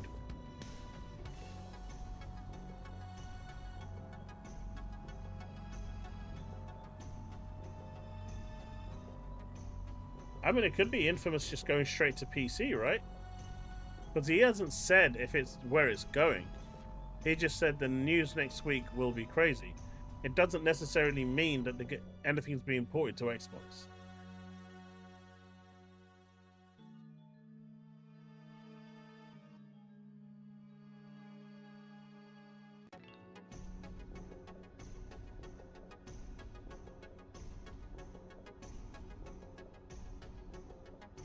Which ones are you playing, Silver?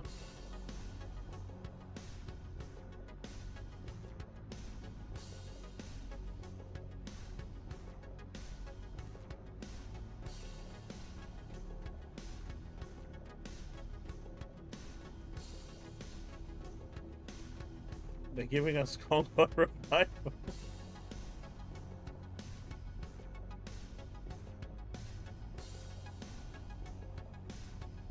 Devastator, that would literally just destroy. I think that'll take Twitter down. Twitter will go down.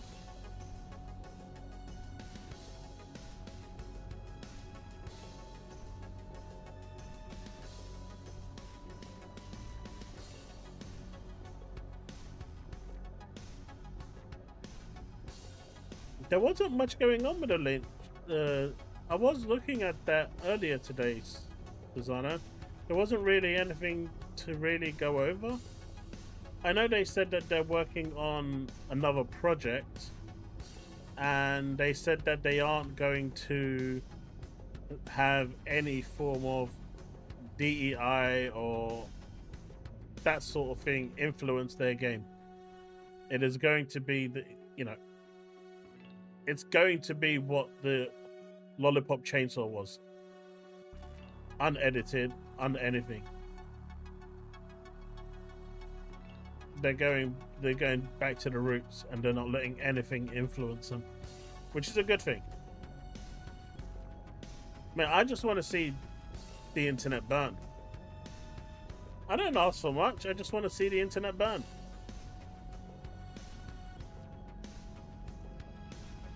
If they were to port one over, I'd say Spider-Man 2018 or God of War sequels were. See, the way you got to think about it is look at games that aren't bringing in any more money to Sony on PlayStation.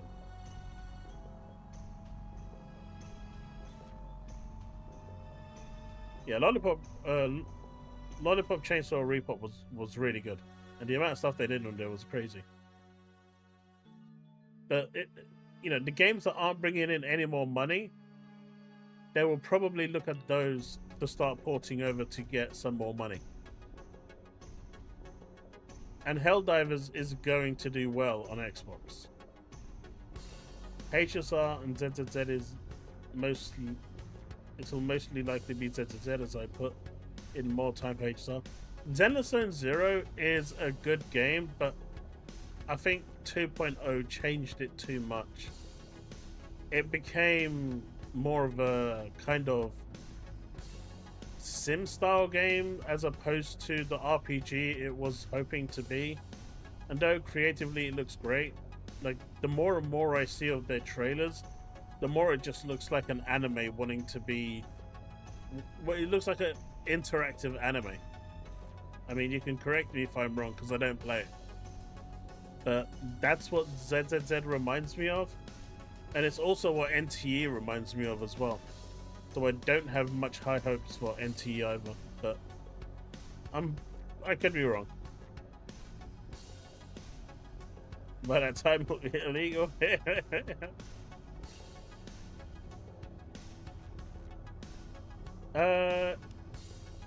That's what it started off as, Bags, and then it's kind of changed. That's what 1.0 was like. 2.0 had like a complete overhaul for Xenozone Zero, and they kind of changed it.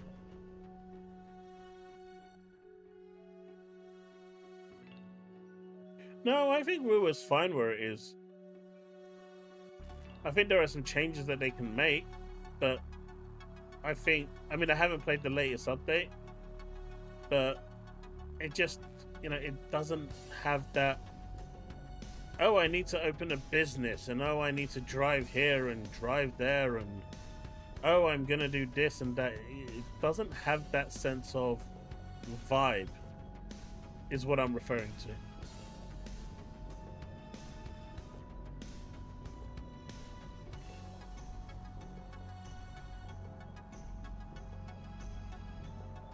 Any game would be able to.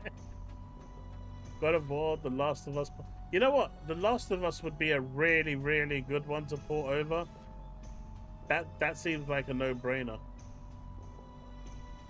When is the next season for The Last of Us?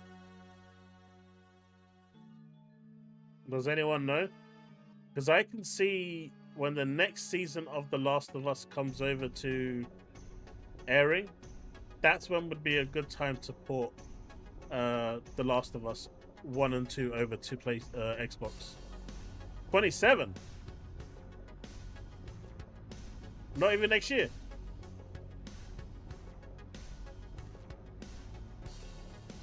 It is, Silver. They're going to have a different server where you can start from scratch. Good luck to the people wanting to do that.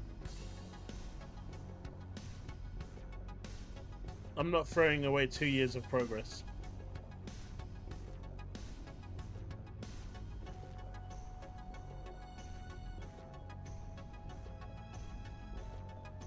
All right.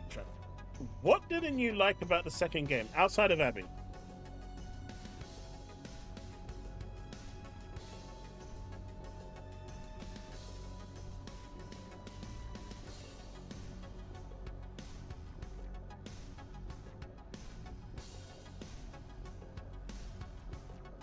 Mate, I hinted at Spider-Man coming well before. See, this is a perfect example of no one ever listening to me. Literally had a video out not that long ago saying Spider-Man 2 could be next.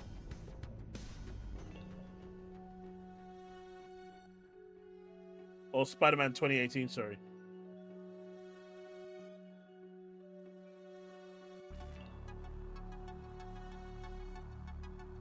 I mean, the story for Last of Us 2 was all about revenge.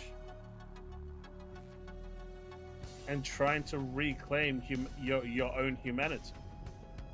That was really it. Which was different to the first game, which was, you know, the bond between a parent that lost their child and creating that bond with a new child. But the game itself was good.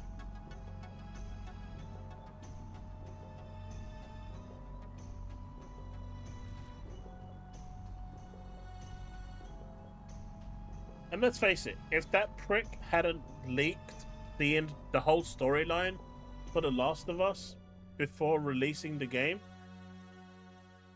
I genuinely think the perception that people had would have been different.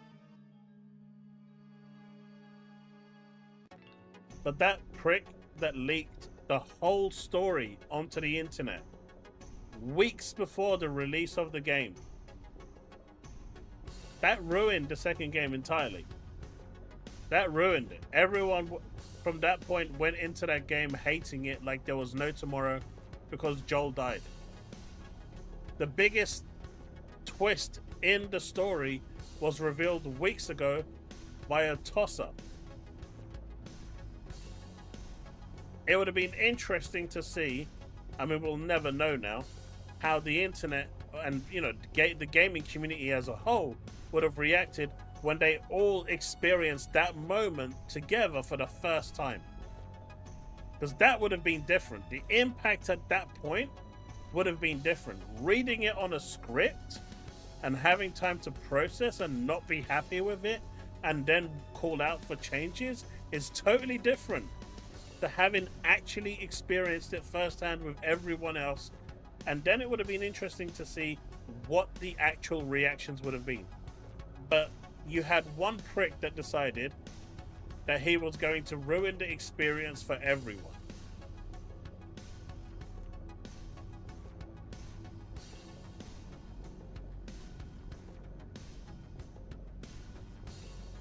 Mate, the game is like 3 years old. At this point, there's no spoilers.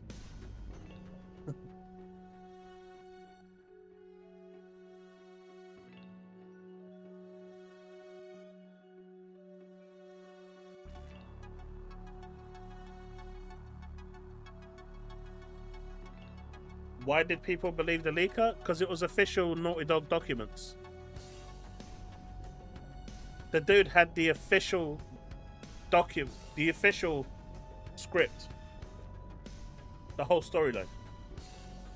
I don't know how he got his hands on it. Maybe Naughty Dog got hacked or whatever it was, but the whole thing got leaked, and you know, everyone knew from before, and so that kind of, you know, that really screwed everything.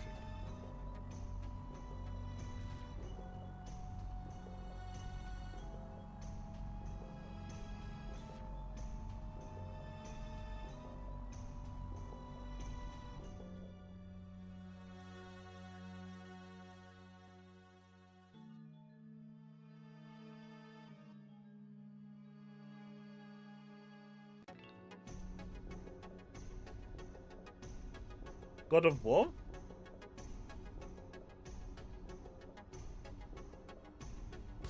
I mean, if you know how, you can play it right now. And it'll only cost you $20.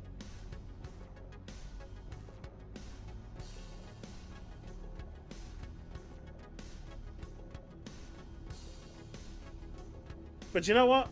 The game of the year for PlayStation is coming. It's coming, boys. It's coming.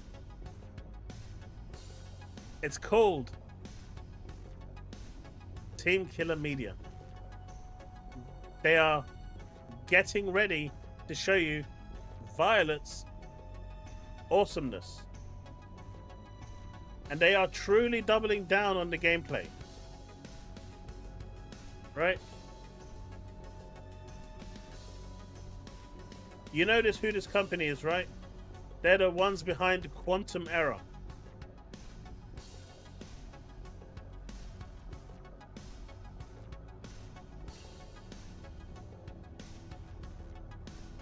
Quantum Error is it's a special game for the PlayStation community. But Team Killer, who decided to console war with Quantum Error, are making a new game. The one that has like dinosaurs in it. Right? But they finally cracked the formula that they believe will make a good game. They finally cracked it, boys. So they decided that, you know, going down the fireman route, which was paying homage to their late father, just wasn't cutting it. So then they showed us a trailer not that long ago that people looked at and said, you know what, this don't look good at all. And they were getting negative feedback from it, at least from people that were being genuinely honest. But they've doubled down and they've gone back and they've said, right, we know what makes a good game. We know what will get you buying this game. And so here it is, for the first time, delivered right here for you all. And I hope you appreciate it, because I'm doing this for you, and only you. This is what they believe is going to sell their game.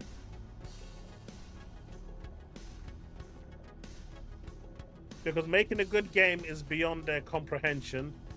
So they are hoping that this will be enough for you to part with your money. So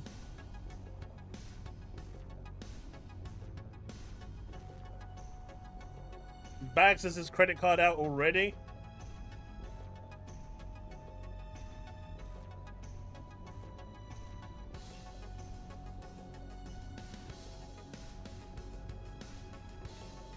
Which looks like a woman handler.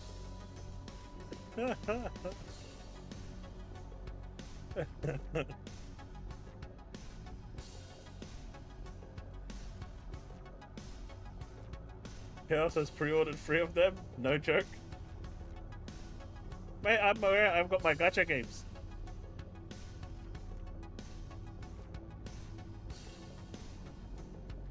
I'm okay.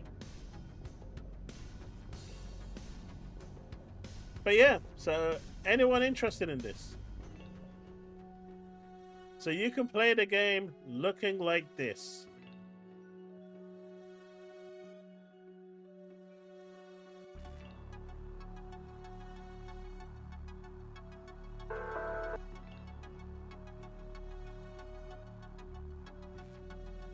All for glove games, but this doesn't look like. Man, I'm keeping my wallet way away from my PC. The last time my wallet came anywhere near my PC, I started seeing transactions going towards Wuthering Waves. My PC is an animal. My wallet is now in the other room. I made that mistake once. Not again. Hey, it wasn't even my fault. The wallet just dropped somewhere near it, and that's it. I just saw cha-ching. I don't even know how it happened.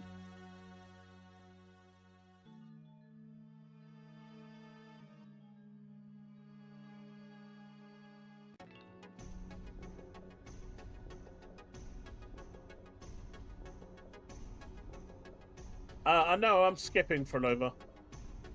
I am fully skipping for Nova. It's kind of stupid that I'm skipping for Nova because I've got Cantarella, but at the same time I don't have Rosia and I don't have Camilla. So not having those two kind of puts a real dampener on the whole thing. And yes, if I already had Brent, I guess that could work.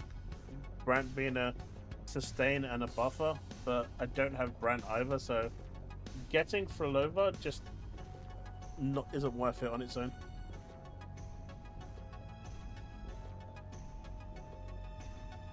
Man, can you see how I'm sounding? I actually know what I'm starting to talk about now, Calandros. It's amazing, right? Real men keep their promises. I know. I'm still waiting for my graphics card. Innit, Steve? You see, Back said real men keep their promises.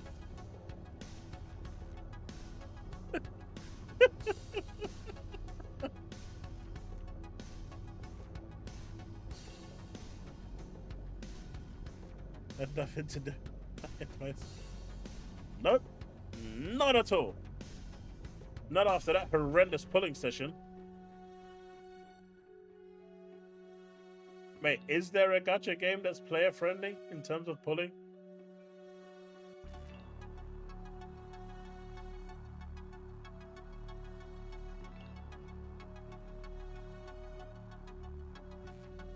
Your son's still wanting on that?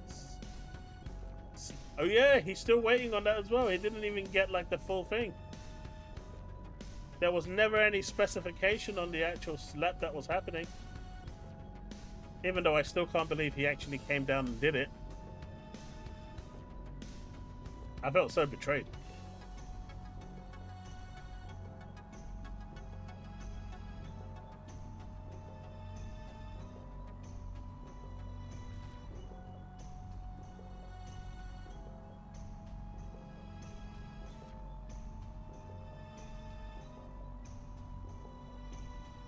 Everyone needs to know about my pulling sessions. They are bad.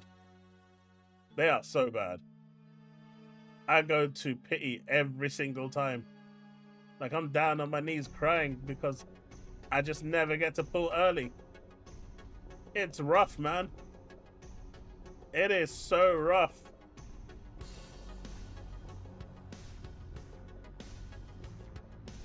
Like at one point, it just has to, it needs to come early, man. But it's not.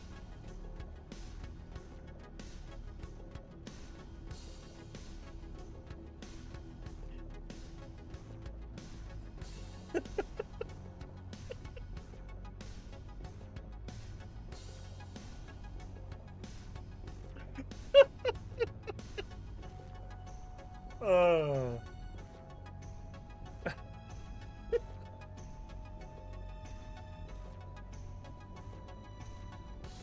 Oh, this one? I have no idea. This is supposed to be like a Dino Crisis game.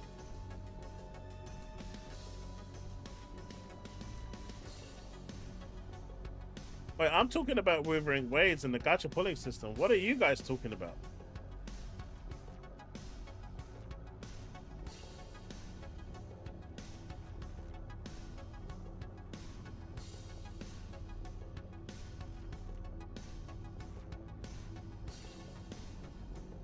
Have a good night, Ghosty.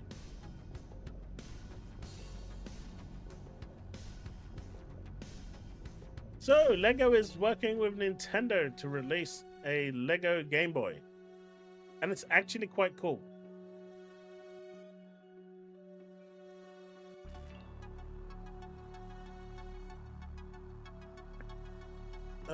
Just seeing if they actually should.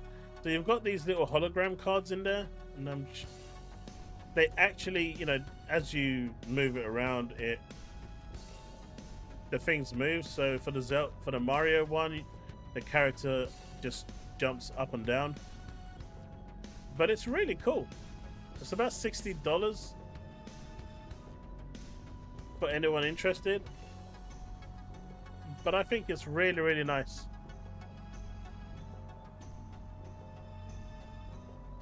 Yeah, we are, Steve.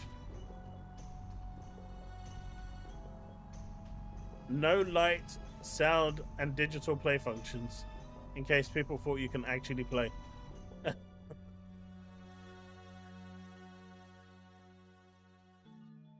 But yeah, I think this is really cool.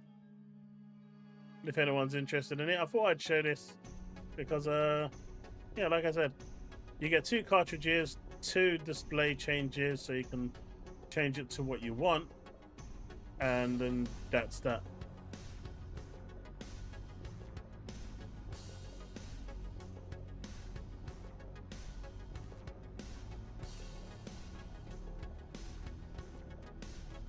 Just trying to see. Satya Nadella says the firm's 15,000 plus layoffs are weighing heavily on him.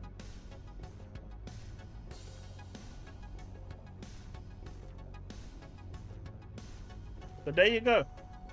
Satya Nadella is saying that, all those people that lost their jobs, it's it's weighing heavily on his conscience.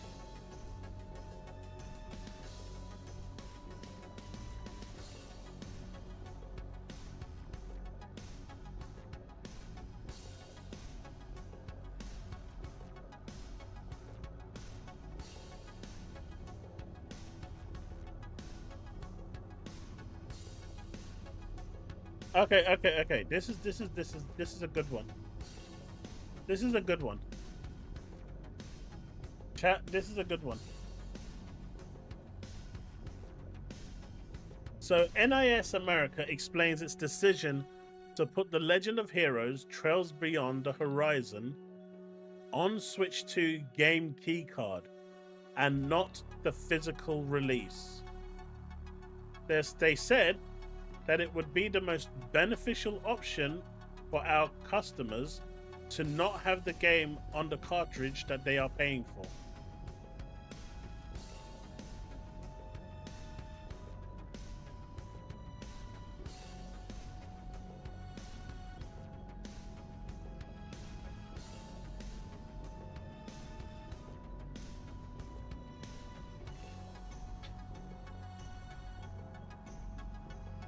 I swear, these executives are getting more and more brazen as they're going.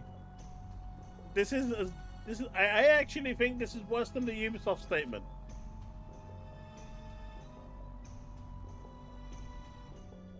This is actually worse than what Ubisoft said.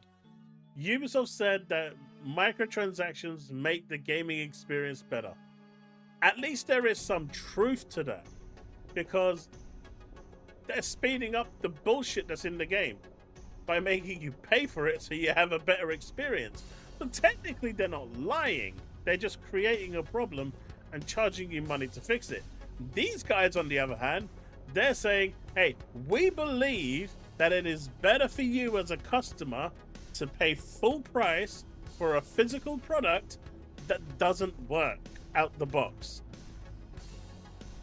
We could give you the full game on the cartridge, but we don't think that benefits you. What benefits you is not having that game on the cartridge, so we save money.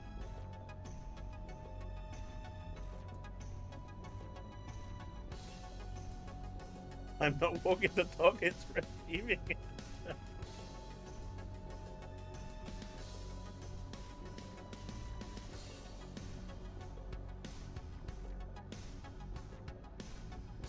This is just wow.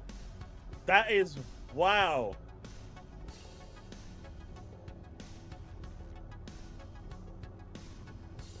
I can't believe it. The game is good, but how do you even make a statement like that? Like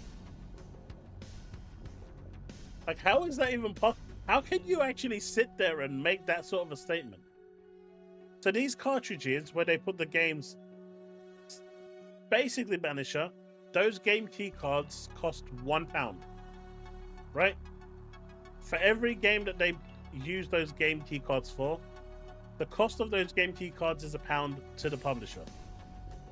If they put a full game on the cartridge, it costs them up to £12 for a full cartridge of 64 meg or whatever it is, right? So for a full cartridge, it will cost them, the biggest size will cost them £12 a cartridge. So what they're saying is,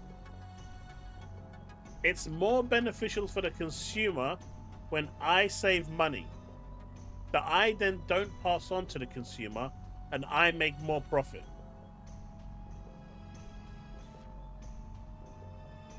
Yeah, Susano, that's exactly what it means. It's an artistic design choice. Hey, look, I want everyone to just point it out that I called bullshit on that artistic design with Hellblade 2 from the very beginning.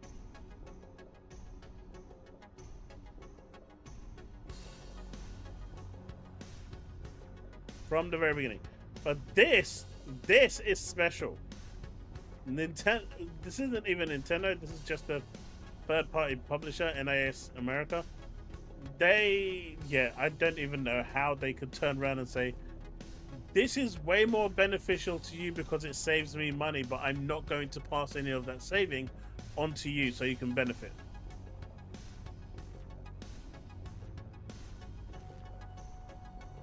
It's like, come on.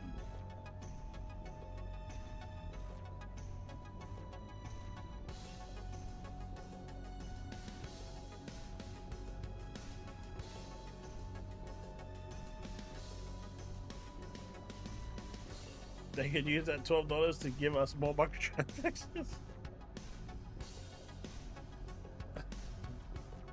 I don't even know how to respond to this shit anymore. Like, it's not even funny at this point. Like, these companies are literally turning around and calling us a bunch of retards. And people are well, I get the Nintendo fans accepting it because, you know, they accept any slot. But come on, man. They're literally just mocking you at this point. You can't turn around and say that. Shit is... Oh, shit. That's fucking ridiculous.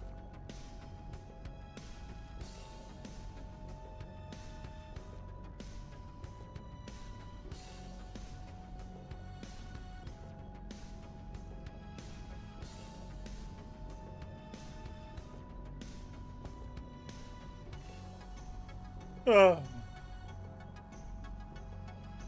Anyway, chat, that's pretty much all I had for today. There wasn't much news. The Insomniac, well, the Nixis news is going to be interesting if it does materialize next week. That could really blow up the internet. But I guess the biggest news this week and the saddest news is the fact that we lost 2 legends in the space of a week. Regardless of how you feel about any of them, it's never a good thing. May they both rest in peace. And with that, I am going to be done for today, unless there's anything else anyone wants to talk about. Are we sure AI couldn't help corporations draft better PR statements? But anyone could make them draft better PR statements.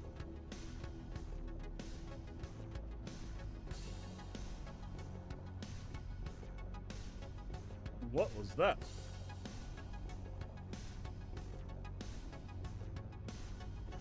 What was that?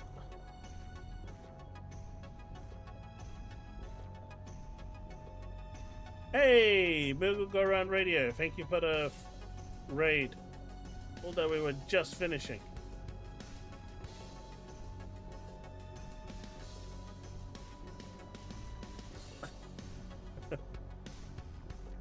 Yeah, we're literally just finishing.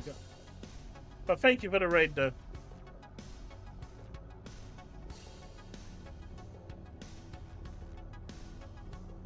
Alright, boys. That is going to be it for today. Thank you so much for hanging out.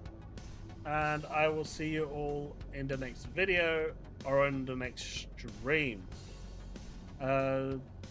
Actually, there's one more thing I wanted to show you guys before I go. One more thing. I almost forgot. You see?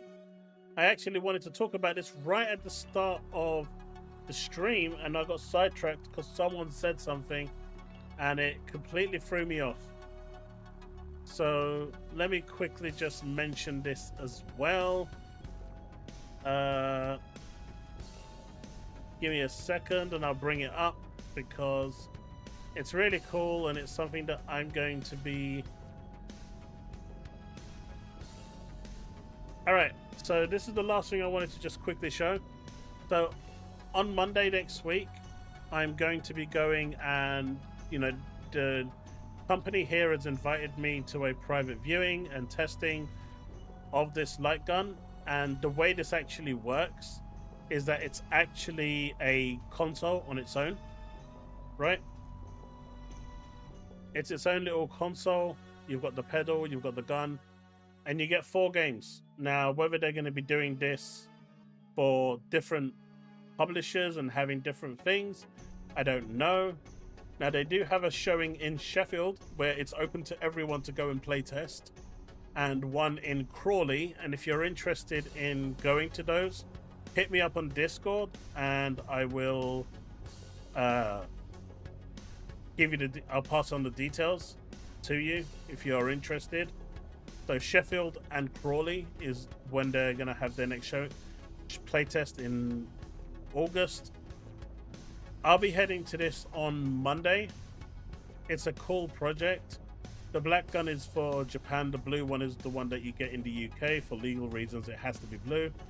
But you get up to 4 games. You get the console itself, which is plug and play. Works with any display. You get the pedal as well, because Time Crisis uses the pedal. It's if you don't want to use the buttons. And it's bringing light gun games back to you. I'll be getting hands-on with it on Monday with my son. And hopefully we'll be able to bring some feedback and let you guys know how it all went. Yeah, they're going to Sheffield as well. So if you want to go and playtest this in Sheffield or Crawley, let me know. No, this isn't the one that me and Minnie reviewed. The one me and Minnie reviewed was called SINDEN. This is a different one. So SINDEN uses your PC. This one doesn't use your PC at all. This requires nothing. It literally plugs straight into your TV via HDMI, and that's it. You get the gun is 3-meter cable, so it is wired. It's not wireless. but you can play up to 2 players with the games. Home Crisis is a single player. Point Blank, Still Gunner, and Still Gunner 2 are 2-player games. So you can, I mean, the Kickstarter here is available, so you can get, like, this is the big package, the ultimate one. Gives you a bunch of stuff, including like a diorama and stuff if you want to go down. It's not expensive. £150 for all of this is actually relatively well priced. Or you can pay like £70 and just get the single gun without the pedal, and I think it's like 100 with the pedal. So hopefully it's going to be good. I'm gonna go check it out on Monday because they're down in London. They were kind enough to give me a slot before some of the major publications come in to check it out. So I'll have hands-on with this on Monday. I'll put this into the description, into chat.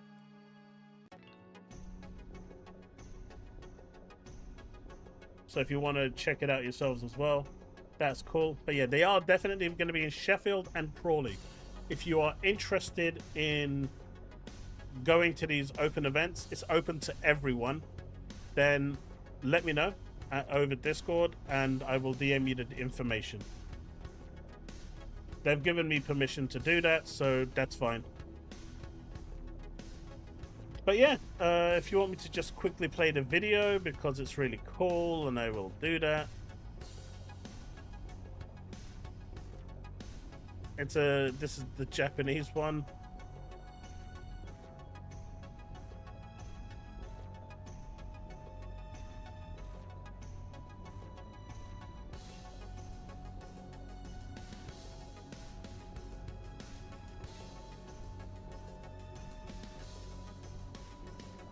I mean, Point Blank is going to be amazing. It always was.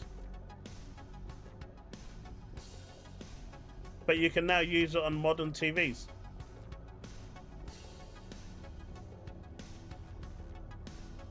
I'll let you know, Chili. It's in my email. I don't have the dates literally on hand. Let me see.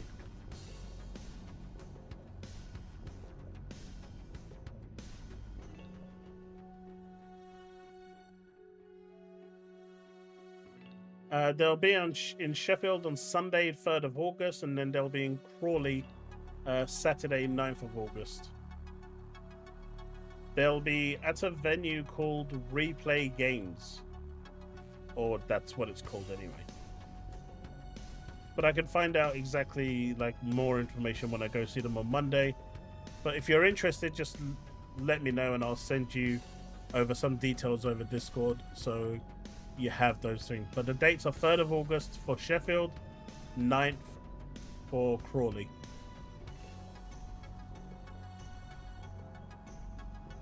What do you think? I mean, this is really cool stuff. I mean, can I even close this?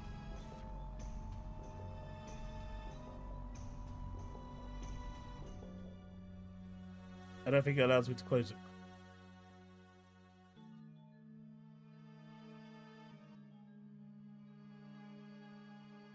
And so that's the gun. But yeah. Used to have a red and blue one. I did actually ask them why we can't have the black one in the UK. Because the black one looks really nice with the orange. But it's due to legal reasons why we can't have it. Replay Games as the organizers. Okay, I'll find out the actual location for it, the address, and I can let you guys know where it is if you're interested. But yeah, for legal reasons in the UK, we can't have the black one, so that's Japanese only. In the UK, it has to be blue to make it, to basically make it seem like it's a toy.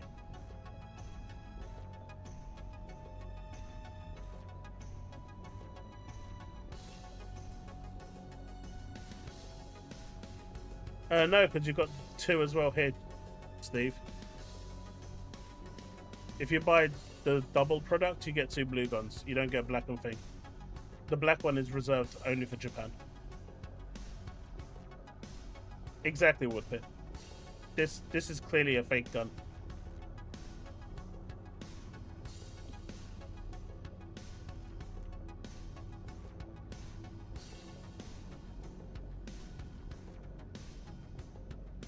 it will be the Pondforge Sports Center for Sheffield gaming market.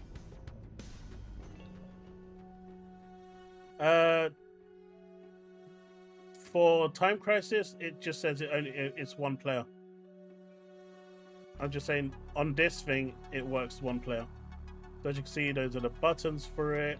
That's the pedal, USB to TV box. What's in the box? Time Crisis. It's one player mode only. So this is what I was referring to. Then you got Point Blank, which is 2-player support. You've got Steel Gunner series, which for Steel Gunner 1 and 2, which is also 2-player support. So I'll be there also talking with the dev team and whatnot to see what their plans are for future games and stuff like that. If they're because this is basically a collaboration with Bandai Namco, so hopefully they'll do like a collaboration with Sega, for example, because then we'll have like Virtua Cop 1, Virtua Cop 2, maybe even Virtua Cop 3, House of the Dead, House of the Dead 2, 3, you know, and there's so many light gun games on the Sega machines, right?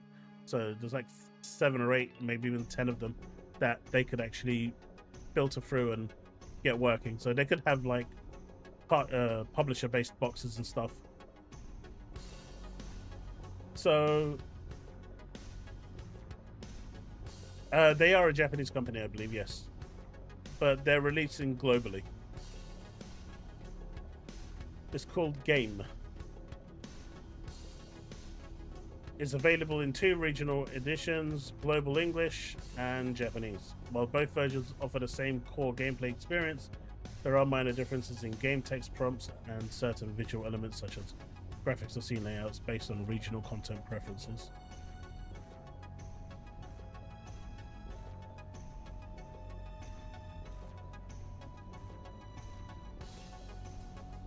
Either way, they're bringing light guns back to gaming, which in my opinion is a good thing because it's been a long time since we've you know, missed light guns. So that's where I'm probably going to finish the stream. Again, if you're interested with more details, just DM me on Discord. Links in the description below if you want to join my Discord, or you can reach out to me on X or anywhere. I can send you more information. Here's the link again if you're a thing. Would it work on a projector? As long as I can ask that on the day. If there's any questions that you guys want me to ask them on Monday, let me know on, you know, by way of a message on Discord or Twitter or something, and I will ask them. But that's a good question, Brick. I will ask that question. I'm not sure if I don't know the answer to that, so that's something I'll think. Ask them about latency and OLED screens too. I will do. So I'll make a list of these questions as well. So if there's anything else that you guys want me to ask them, I will do that and get as much information as possible. And I'm hoping when we come back, me and my son can just sit down and talk about it. And then the questions that you guys have and any that we had, we'll just put it in video form as well and just list all the questions and answers that we got. Hopefully that will be to your liking. Point Blank is what? Yeah, Point Blank is amazing. And the fact that they've got that working in 2-player is great. But yeah, that's it. That's where I'm going to be on Monday. So hopefully I can get back in time and do my normal stream as well. But it really depends what time I'm going to be back and how tired I'm going to be. But this is really cool stuff. I'm really excited for it. I've been following this for over a year now, waiting for it to get some form of announcement. And yeah, I'm excited. Tell them to make Time Crisis co-op. Alright folks, that's going to be it for today. Ending on a high, and I'll see you next time. Peace out folks. Now I'm gonna go have the shit scared out of me with Outlast. Peace out. I'm out. God bless, and have a good night. Remain legend, folks.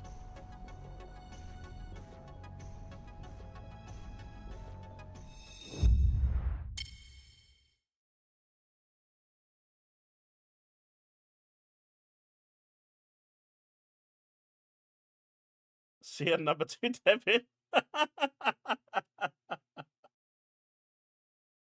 Oh no. How far was he off anyway? Was he really that far off? Yeah, I mean, he's only like just under 300 points away.